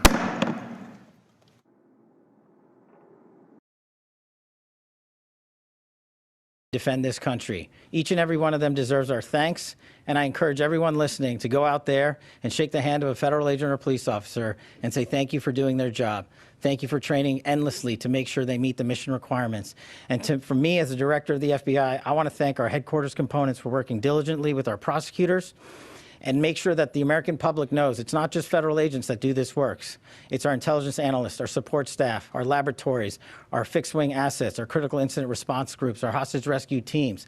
Agents sprung into action, got out of bed, and haven't slept since. These prosecutors haven't slept since, and I promise you they're not going to be sleeping. They are going to give you every piece of evidence. As the journal said, we will make public, when appropriate, to protect the integrity of this investigation, to make sure that due process is served, and we will meet the highest standards of the Constitution as we always do. And that is when we will continue to disclose information. I know the public has a yearning for information, but just remind yourself of how much information you have already received, how transparent this administration has been. In less than 48 hours, you know almost every single thing we know. And what we have not told you yet, we will tell you in short order. So once again, from me, as director of the FBI, I want to thank the interagency. I want to thank the United States Secret Service and their director, Mark Wayne Mullen, the Secretary of Homeland Security, the Attorney General of the United States, Attorney Pirro, and Ada Cox for springing into action on a night that should have been celebrating free speech, but we will be doing it again shortly, as the President said, and we look forward to seeing you all there. Pierre. 2 questions, please. Beyond the evidence and what the judge described as the manifesto,